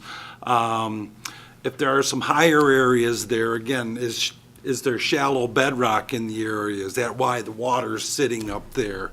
Which again complicates things, increases utility and infrastructure costs. So those are things you'd have to deal with and check out in advance. I don't know, but I could see that as an issue. The other thing is, and I should know this, but the conservation development, would that fall under the planned development district, or is that a separate animal? Director? So what we do is, with the planned development district, what they would propose is a concept plan that would come before this commission as well as the common council for approval. And the planned development district is used to create deviations really from the underlying zoning district. In this case, whether it be R2, R3, whatever it ends up being. But most of our code currently, and we'll be discussing a little bit next month about one of the districts, really kind of creates this suburban style development. Large lots, does not allow for flexibility. Trying to get smaller lots with smaller homes. So the planned development district allows us to work within those guidelines to create these clusters, smaller lots, maybe on the upland areas, but yet still the impact is there from let's say, a dwelling unit per acre standpoint, but it's just concentrated more in one particular area of this development. But to answer your question, yes, it does allow us to go through this process. Thanks. Any other questions from the commissioners? Okay. Any other thoughts or a motion? Well, we don't need a motion. This is just discussion. We're not authorizing the concept? No, because there's no action item on this. But it's really just to get a feel of kind of what the concerns are, and then the development, or we'll have to analyze those and whether or not he chooses to move forward with it. Fair enough. I think we've heard from several members of the public. We've heard from 6 alders at this point. Ms. Pritchard, I think you have your work cut out for you, but there may be a way to get things done. So, and with that, we will move along to item number 7, and welcome back Commissioner Cooper. Item number 7 is regarding neighborhood associations, beginning on page 92 of your packet, Commissioners. Director.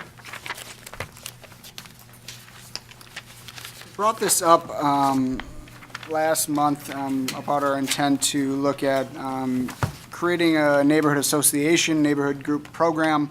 There is a memo from Neighborhood Improvement Coordinator, Mr. Cordes, in your packet on page 92, essentially looking to formulate 2 different types. One, a neighborhood group, which is more of a smaller type of group that gets together and starts to formulate some grassroots efforts, maybe to lead to a larger qualified neighborhood association. You can see kind of on the left here what those requirements would be for that neighborhood group. We don't want to discourage individuals from forming a neighborhood group or a block group or something like that, but we also recognize that it may be difficult to get a larger qualified neighborhood association off the ground. So we may see several smaller groups start to formulate, and then over time, we start seeing a larger neighborhood association. So that was, Mr. Cordes likened that to one of the DNR's efforts for lake districts in moving forward. So I think that was a good analogy with that and a good compromise on moving forward. I think ultimately we'd love to see more neighborhood associations within the city. This might be a way of getting after that. The other element is the qualified neighborhood associations, and you can see it's a little bit more formal requirements. Boundaries must be approved by city staff, formally named. Then it'll be recognized on the city's website. They must meet a certain number of times a year. They must have bylaws. They must have elected members. City council would have to approve it. There's certain budgeting things that they would have.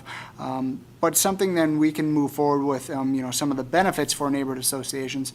Maybe we can provide signage. Maybe there are redevelopment programs that we look at that are only available if you are a qualified neighborhood association. What those will be will have to be discussed later on, in the future with specific financing requirements. But we feel that this is a good way of getting after kind of the neighborhood association program, which has been identified numerous places. Our housing study, CREATE, Portage County has done a number of delineations. We've worked with the university to create delineations. Alder Dugan has worked with Mr. Cordes on several areas within her district. Within the packet, you'll see this was, in whether or not these are the districts or some sort of areas for those districts, this is identified in the neighborhood delineation within our housing study. And as you can see, not all of these districts are within the city, right? So, we'd have to be cognizant of that too, but neighborhoods don't always see municipal lines, and they kind of formulate organically, and I think these 2 approaches will allow that to occur. So the intent here would be that if this is something the Plan Commission would want to move forward with and is generally agreeable to kind of what we outlined in terms of the requirements for each, we'd put forth a resolution to get the Common Council creating this type program, and then moving forward with the process as these groups come forward, or qualified neighborhood associations, running them through the city for formal approval. Right now, I think we only have really one, AMNA, and it would be really nice to see more throughout the city. typically, individuals take great pride within neighborhood associations. They're a great mechanism to get out, notices for projects occurring within the city. So staff would be very supportive in moving forward with this program. Okay. Comments from the audience? President Johnson.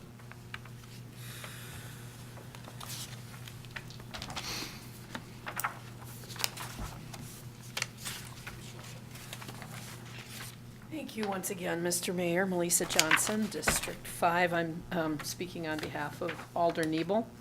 And she said, "I love the idea of promoting neighborhood associations. However, the claim of working with various group and alderperson, a conversation have been had with myself and a board member of our only recognized neighborhood association, the Old Main Neighborhood Association, which you had referenced, Director Ostrowski.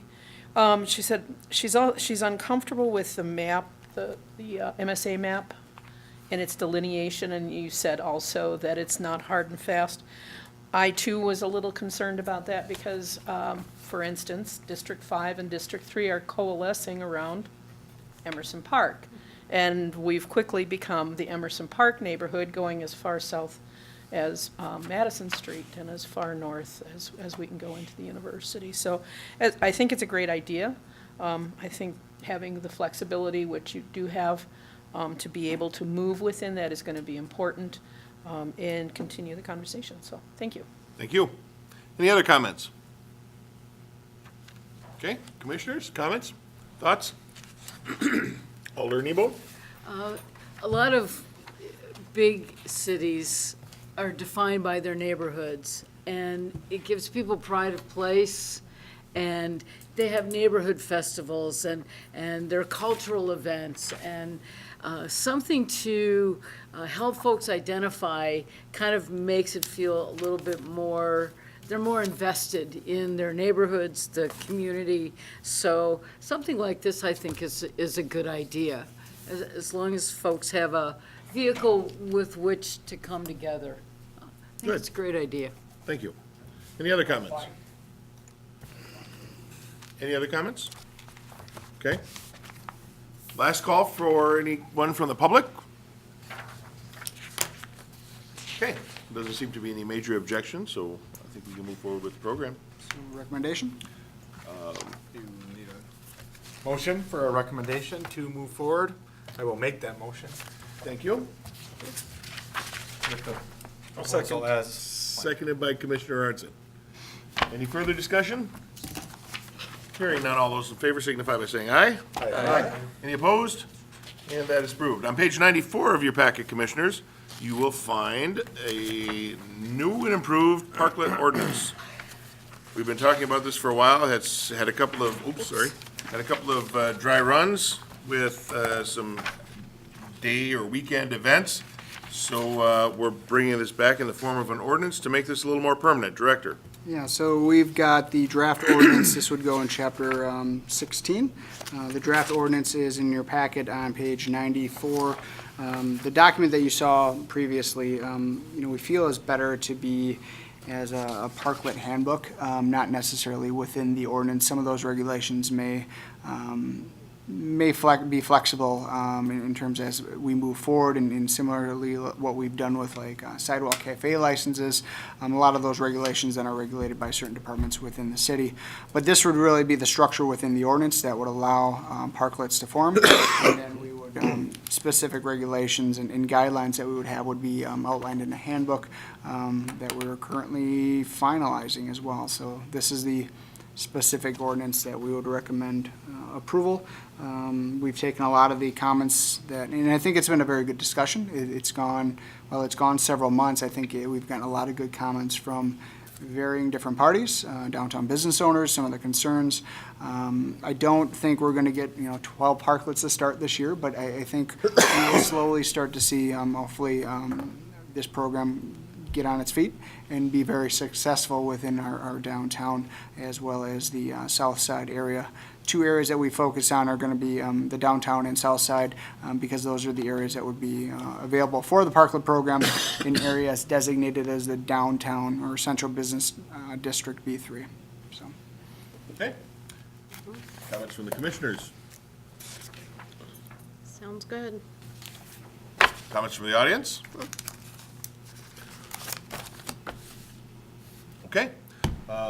What might be, what might be entailed with the insurance requirement if somebody wants to do that? I guess I'm not sure, how difficult would it be to get insurance for something like this? Typically, it's not. Call Usually, the agent and say, usually "I want a there's rider." a liability insurance that one would have, as then they'd name the city as an additional insured. And depending on what the parklet is, we may want a higher requirement for certain types of parklets than others. Any idea what something like that would cost? Is it a $10 thing, a $100 thing? A lot of times, the businesses within the downtown generally have liability insurance right now. It's just extending that Just, coverage. okay. Thanks. Okay. Thoughts or a motion? I'm going to move approval of the parklet ordinance as presented. I think it's been a good program, and I think we can continue it. I'll second. Seconded by Commissioner Cooper. Everybody jumps to second. Nobody wants to be the first one to speak. So we'll give the second to Commissioner Cooper. Any further discussion there? Hearing none, all those in favor signify by saying aye. Aye. Any opposed? And that is approved. Item number 9 is the tourist rooming houses on page 96 of your packets, Commissioners. And this is something that we had started slowly just to see what would happen. And the director will talk a little bit more about that. Correct. We had adopted this in 2017 to allow tourist rooming houses, vacation rental by owner type facilities as a conditional use within the R4 district and above. And since then, we've had 2 legal tourist rooming houses, but we know now several others exist throughout the city in other areas that are not properly zoned as R4. We've not really received many complaints regarding them in terms of noise or disruptions within the neighborhoods. So we're looking at expanding this program. It's something we had talked about before. It's something we'll include within our new zoning ordinance. But it felt that it's appropriate to start moving forward with this process because a number of them exist within the city now and need to be properly regulated. But really, this is providing another avenue for additional stays within our community when a lot of the hotels may be booked and beneficial for certain type of events. And if that's going to take place, many of them are not going to go through the conditional use process. It takes time, it costs a decent amount of money, and it's not worth going through that process. So we're looking at expanding these into a lower classification zoning district, whether it's the R2 or R3. R2 is the single family, and then R3 is the single and 2 family zoning district. They still need to apply with certain room tax requirements as well as licensing through the state, which is administered through the county.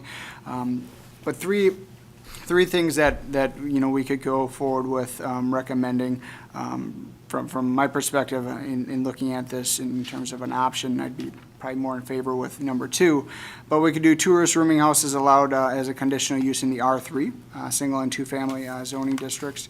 You have a map within your packet that shows kind of where R3 is. You could do tourist rooming houses are a permitted use for owner occupied dwelling units in R3 single and 2 family zoning districts and above, but are a conditional use if they are used solely as a rental place. So if the owner resides on the premise, they could be considered as a permitted use. Or you could do tourist rooming houses are a permitted use within the R3 single and family zoning district and above, and no further regulations on them. Okay. I see the director of the Convention and Visitors Bureau sitting patiently in the back through the entire meeting. Sarah, would you like to come up and talk a little bit about your thoughts as it relates to the Convention and Visitors Bureau?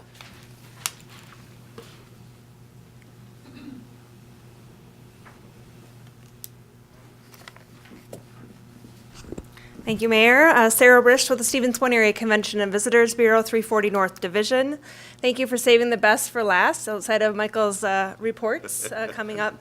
This is something that I lobbied from the very beginning. I think it's important for us to acknowledge this growing trend in throughout the world, really.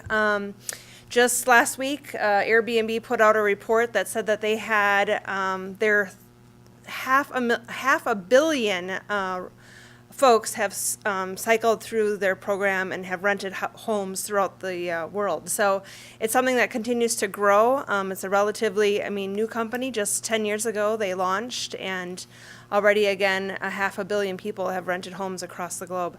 Right here, as it pertains to us, I commend the city for taking the first steps about a year and a half ago and really introducing the program here in the community. Like Michael said, there hasn't been any real complaints from folks that are either renting or neighbors of those rental properties. I think we built a good case study as to why we need to expand this use. Just last week, not knowing that this was on the agenda, I contacted Michael and Mayor. The week of July 21st through the 27th, we have several major events happening throughout the community, including the USGA Girls National Golf Championship, the American Suzuki Institute, which is a week-long camp. We have a goalie camp at the Portage County Youth Soccer Complex, which brings in about 500 individuals. Plover Whiting Youth Athletics has a tournament on each of the weekends, and Point Fast Pitch has a softball tournament the weekend of the 19th, 20th, 21st. So we have a high occupancy.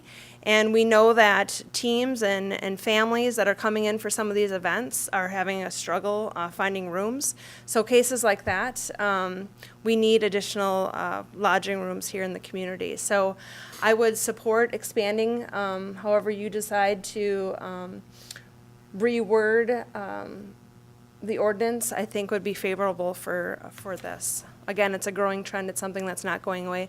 Visitors want this authentic experience that exposes them to local neighborhoods and gets them engaged in the community and the culture of the community. Thank you. Thank you very much. Any other comments from the audience?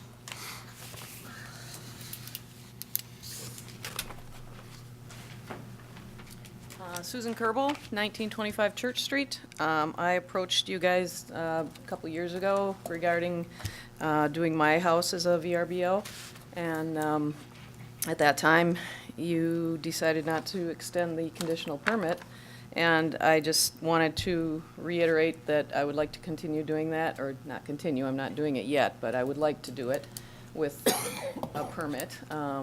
And I think it's definitely trending in rentals for people. Families want to come and have more of a family-style area to hang out, grill out in the backyard. They've got a kitchen available. And again, as she said, that we do need more rooms in this town because there's a lot of events that happen here, which draw a lot of people in from, everywhere, many states. A lot of people come to see their kids during, visit them while they're in school. My neighbors, I've, interviewed them. They're all fine with it. Nobody seems to have a problem. It would be weekends only because I operate a small business out of my house as well. And I'm also in a neighborhood that has, multiple families renting. And there's also 2 bed and breakfasts within 4 blocks of the area. And I don't think there'd be any problems with it. So. Ma'am, just for clarification, your property is zoned what? R3. R3. Thank you. Ms. Dalton? Polly Dalton, 1579 Church Street. I guess I would recommend to the commission accepting bullet point number 3 for language as a permitted use. As it stands, there are already some of these existing rooming houses, and as stated, there have been no complaints. And I think, as exemplified by the woman who just spoke, a lot of these hosts are actually super neighbors and really super ambassadors for our community. They often provide above and beyond experiences like giving people rides or picking them up from airports or having breakfast with them and making recommendations about where to go. So they find a human connection. And I think whether it's teams visiting or families of university students who are maybe looking for a home away from home as they come here frequently, it's great to have a spot where they know someone and have a community, like a human connection. And that can really be an attractive feature for in case they decide they maybe want to move here because they already know someone who lives here. As well, I think whether or not they're owner occupied, one of the things that Airbnb really stresses is cleanliness and like a good solid communication. And so I think you'll see that these hosts are really particular about the type of maintenance they have for their properties. And they are communicating with their neighbors. So even within our own neighborhood, we know often the people who are perhaps doing this illegally, and the neighbors are fine with it and maybe even recommend that as a place to stay for their options. And furthermore, Airbnb offers financing to people who are housing or hosting. And so whether it's something the city can't provide housing, it's an opportunity for a homeowner to continue to improve their property through an alternative financing method. Thank you. Any other comments? Let's get the quorum of alders up here. Oh, we'll start with Alder McComb, and then Alder Dugan, Alder Jennings, President Johnson. Mary McComb, District 9. A couple weeks ago, I got a call from somebody on the west side, which is being featured tonight at Plan Commission. They were concerned because there is an Airbnb on the west side. It's in our R2, and they're concerned about strangers in the neighborhood. I think that's their only concern, but in looking up that Airbnb, I saw places I recognized all over Stevens Point as Airbnbs, and I do support having them be a conditional use in R3. I think neighbors, unless they're a room in your own home, I think that's fine. But conditional use if they're standalone, I think neighbors have a right to know what might be going on in a home. Some neighbors are concerned about strangers in the neighborhood. It's good for the economy, as Sarah said. It can be good for the homeowner. And I'm an Airbnb stayer myself, so I'm really behind Airbnbs. The other reason I'd like to see it be conditional use, at least for standalone homes, is we can use the room tax. And serving on city council for a while and talking about money, I mean, everything, you know, when I hear about people not paying room tax, I get sort of hacked off. Anyhow, I do have some concerns in a college neighborhood. I suppose at certain times that an Airbnb could be noisy. But overall, I would like to see it permitted, standalone Airbnbs permitted as conditional uses within R3. I'm done, thanks. Thank you. Let's go with Alder Dugan, and then Alder Jennings, and then President Johnson. Alder Dugan, District 8. I recently also looked up Airbnb in Stevens Point, and I've done that before, but this most recent time I found 2 houses, complete houses, where they're rented as houses. 1 apartment in a duplex, and 4 with single bedrooms only in the homes that are, you know, they're rented out. And I've done a fair amount of research on tourist rooming houses and these short-term rentals, and there's a lot of discussion and a lot of debate. And I think it's important, and conditional use is important to me too. It's important that we have some kind of regulations. We've talked about that before too, to protect 3 different things. 1, the health and safety of guests. I've been an involuntary Airbnb guest. I think if I'd known it was, I would have done a little bit more research. And in terms of health and safety, if it's owner occupied, it's probably a little bit more likely to be, you know, healthy and safe. If it's licensed and registered with the city or with the state, however that's required. If it's inspected by the city or the county, does it meet building and housing standards? These aren't my words, by the way. These are what occurs in other cities where there are B&Bs. Airbnbs and others. Property maintenance. Is it properly maintained? Is construction decent? Is it habitable? All kinds of things that health and safety mean. Then the other thing has to do with the welfare of the neighbors, the neighborhoods. Is parking on site available? Or do we have, 4 or 5 people, 6 people parking all over the place? Do we have, and should we have a regulation as to how many stay-at-homes are allowed in a particular neighborhood? Do we want, 3 on a street with people coming and going all the time? I wouldn't want that in my neighborhood. Another regulation has to do with the number of tourists. I mean, how many at one time? Some places require no more than 4. The number of days permitted to rent out the house or the apartment, to avoid the revolving door, which apparently happens in places. No trailers, RVs, or tents, and not in apartment buildings. So there are a lot of different regulations that can happen. And then in favor of the city and its revenue, something that I also am concerned with, it needs to have a license, and it needs to have an annual cost. It needs to have the inspector's annual cost, and we need to get room taxes.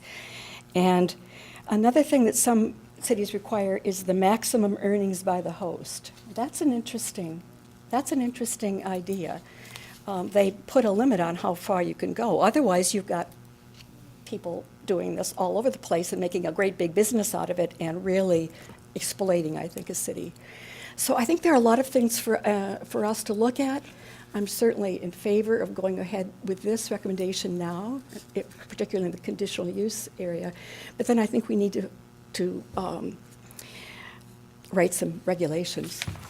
Okay, thank you. And just if there's changes you want to see to the current ordinance that has those regulations? Yeah. Contact Director Ostrowski's office. I'll do that, because there will be more. Yeah. Right, thank you. Alder Jennings? Tori Jennings, Alder District 1. I've always been in favor of this. I have a great deal of respect for Sarah Brish, and when she talked about this ages ago, I supported it, and also I respect her expertise in this. I've always seen this as a possible revenue stream and mechanism for converting the boarding houses back to single-family homes, because those properties are evaluated on their potential value as rentals rather than their actual value. So it's never possible for someone to buy one of those and get their money out of it because it costs too much to fix it up and rehab it. And even if we get a conversion program, it's going to have limited ability to cover those. So this is a revenue stream to save some of our historic homes, and that's the way I've always seen it.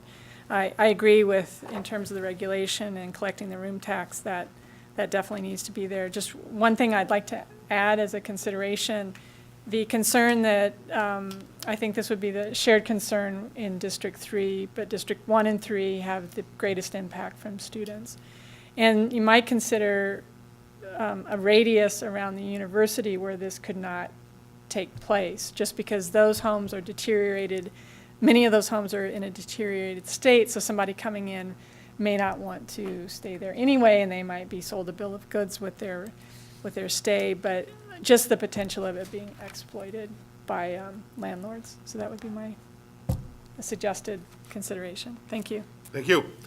And thank you, President Johnson, for moving closer to the lectern, knowing that we're going to speak. Yes, well, I'm getting hungry. I haven't had supper yet, as many probably haven't. So, yes, we're all sitting here talk. I'm wasting away to nothing. I know. Me too. We both have the same problem. So Melissa Johnson, and again, I'm speaking on behalf of Alder Nabel. She said, I would be concerned about approving all R3 zoning. For example, I feel that we have enough rental in District 3, which Alder just spoke to, and then it says, even the housing study shows the area around the university should not be part of changes to occupancy level and increase towards additional rentals. From my perspective, I think they're a great idea for our community. I would be inclined to look at item 2 as probably the best approach to this. So, thank you very much. Any other comments? Okay, bringing it back to the commissioners. Commissioners, thoughts? I would agree. Michael, just number 2 sort of solves some of the concerns, right, of the downtown and college rentals, because most would not have owner living on site, so thus would require then a conditional use. But I don't think we want to go 1, because I think we'll be here every month kind of going through those possibly, and lots of them, and maybe aren't necessary, and 3 is a little bit wide open, so I would agree with 2 as well. And I concur, Commissioner. I think some of the major concerns, first of all, we've had it in the R4 zoning and above, and have had 0 complaints. I think it's time we expand on that a little bit, but to address some of those concerns, I like the idea of having it as a conditional use for non-owner occupied properties. And I think that's going to address some of the concerns that at least some of the alders and some of the citizens have had. I will move approval authorizing staff, let's see, you're going to need a motion to draft an ordinance, So, correct? Yeah, we draft an ordinance and bring that back next month. And I'd also just maybe touch base with Kyle here from a zoning administrator standpoint. Some of these things are very difficult to regulate and track, and Kyle could spend probably all day just tracking this, and that's all he would do. So while I understand the regulations and protecting certain elements of this, it has to be able to be enforced effectively, otherwise what good is an ordinance? So Kyle, maybe talking about some of the challenges that you've seen as zoning administrator with these types of uses. Yeah, I mean, the only concern I really have is, going with number 2, I would concur that I think that's our best option, given that we don't really have a history of complaints and we do have several operating. It certainly is going to extend my duties in terms of ensuring that, 1, we're keeping a track record of these, and many of them change. 2, how far we're going to take the regulation. For example, there are multiple sources, Couchsurfer, Airbnb, vacation rental by owner. There are probably 5 major sites, and there are some spin-offs of those sites as well. So certainly to maintain this list and to check it periodically, whether it's a monthly basis, to ensure that there's compliance with the ordinance is going to take time, and that's really the only fear I have. I don't think it's going to be as much time with approving number 2 than it would be number 3. I think number 3 would be much more difficult. But again, we want to make sure that if we have an ordinance on the books, we're enforcing that ordinance and people are following that ordinance. And, one thing that I think is probably not being followed now is the tax that's required under Chapter 4, I believe. And so I'm certainly going to put a little bit more effort on the Treasurer's Office to, document all of those as well. But I think we're willing to do so if this body and if an ordinance is approved along the lines of item 2 above. Okay. And as I was saying before we go too much further, I am going to make a motion to authorize staff to proceed with creating an ordinance utilizing option 2, that would be permitting for owner-occupied dwellings in R3, single and two-family zoning districts and above, but as a conditional use solely for non-owner occupied properties. Do we have a second? I would second. Seconded by Commissioner Hoppy. Commissioner Arnson? What would the permit entail? Would that define, would there be a reporting requirement to it? How often do you rent it out? Is it an annual permit? Is there a fee associated with it? So the conditional use, so it's a conditional use permit, very similar to what you've seen with conditional use permits that have come before you. There's a one-time fee associated with it, and once you grant that conditional use, it runs with the property. So they establish a property right so long as they're meeting the conditions that you established. It depends on what the body feels it's appropriate to establish, what conditions it wants to see on a permit. It'll depend on what area of the city it's in, how it impacts the neighbors and so forth. So really, it's going to be on a case-by-case basis regarding those requests. It may require, no more than X number of people. It's got to have so many parking spaces. Maybe there's some buffering that needs to be made between the adjacent properties. Maybe it's the owner has to have a designated agent who is local. There are a number of things that we could take a look at from a conditional use standpoint. But it's a one-shot deal, once you get it. It's a one-shot deal. Conditional pretty use. much. Thanks. And I think this is important too, that we get these already existing Airbnbs and things like that into compliance, because Director Brish can talk about how important room tax is, since the Convention and Visitors Bureau is partly funded through room tax. Part of the city's functions are funded in part through room tax, things like the KB Willett Arena that draw people in and put heads in beds, as well as the Tourism Commission, which allocates the remainder of that room tax for events, again, that put heads in beds. So I think it's important that we get those into compliance, and also cover ourselves in the neighborhoods to make sure that they don't turn into just rooming houses all over the place. I don't see that happening, but we want to proceed with this slowly. Any other comments regarding the motion on the floor? So with that recommendation or that motion on the floor, we'd bring the ordinance back next month in Right. ordinance format, and then if all went well, it'd be approved next month. Alder Dugan, if there are things in the ordinance, the existing ordinance, that you'd like to see changed, please add those to the director and get those for consideration. Any final comments from the audience regarding the motion? Hearing none, all those in favor signify by saying aye. Aye. Any opposed? And that is approved. And number 10 is the Community Development Department's monthly report for March 2019. So that was handed out to you. It's up on the screen. Permits are up. Value is a little bit lower than prior years. However, we've got several permits that are just waiting to be issued for certain elements that are pretty sizable in terms of value that would exceed any of the prior 3 years. So I'm not too worried about valuation this year. I think we're going to be very well off in terms of a valuation. But what is good to see is the monthly permits continuing to see that trend up over past years. Okay. Any questions on the Community Development Department's report? Okay, then we move on to item number 11, which is the director's update. Just Director. one quick thing that we're exploring and looking at bringing back next month as a potential modification to the zoning code, even though we're getting in the final stages here with the zoning ordinance, is looking at a reduction in lot size for single and two-family within certain zoning districts. Right now, the minimum lot size for single-family is 8,000. The minimum lot size for new two-families, 15,000. And what we've seen, it's been problematic for areas within the urban core where there may be a lot that's sitting at 11,000 square feet, and it doesn't really make financial sense to buy it and put a single-family home because it doesn't work financially. But it may make sense to split the lot in two, split the cost, and develop two single-family homes. And when we're doing that, it's not really creating any differences in the surrounding properties because all of the other lots at 5,000 and 6,000 square feet. So that will likely be before the commission next month, looking at some smaller lot sizes, talking about trying to increase density was a recommendation within the housing study as well.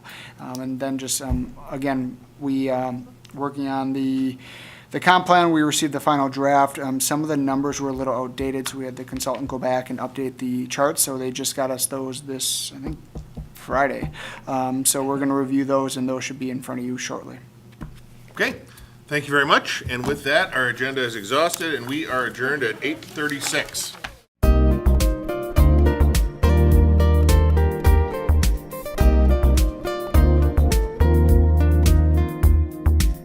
A video of this meeting is available for viewing on the city's website, stevenspoint.com/videos.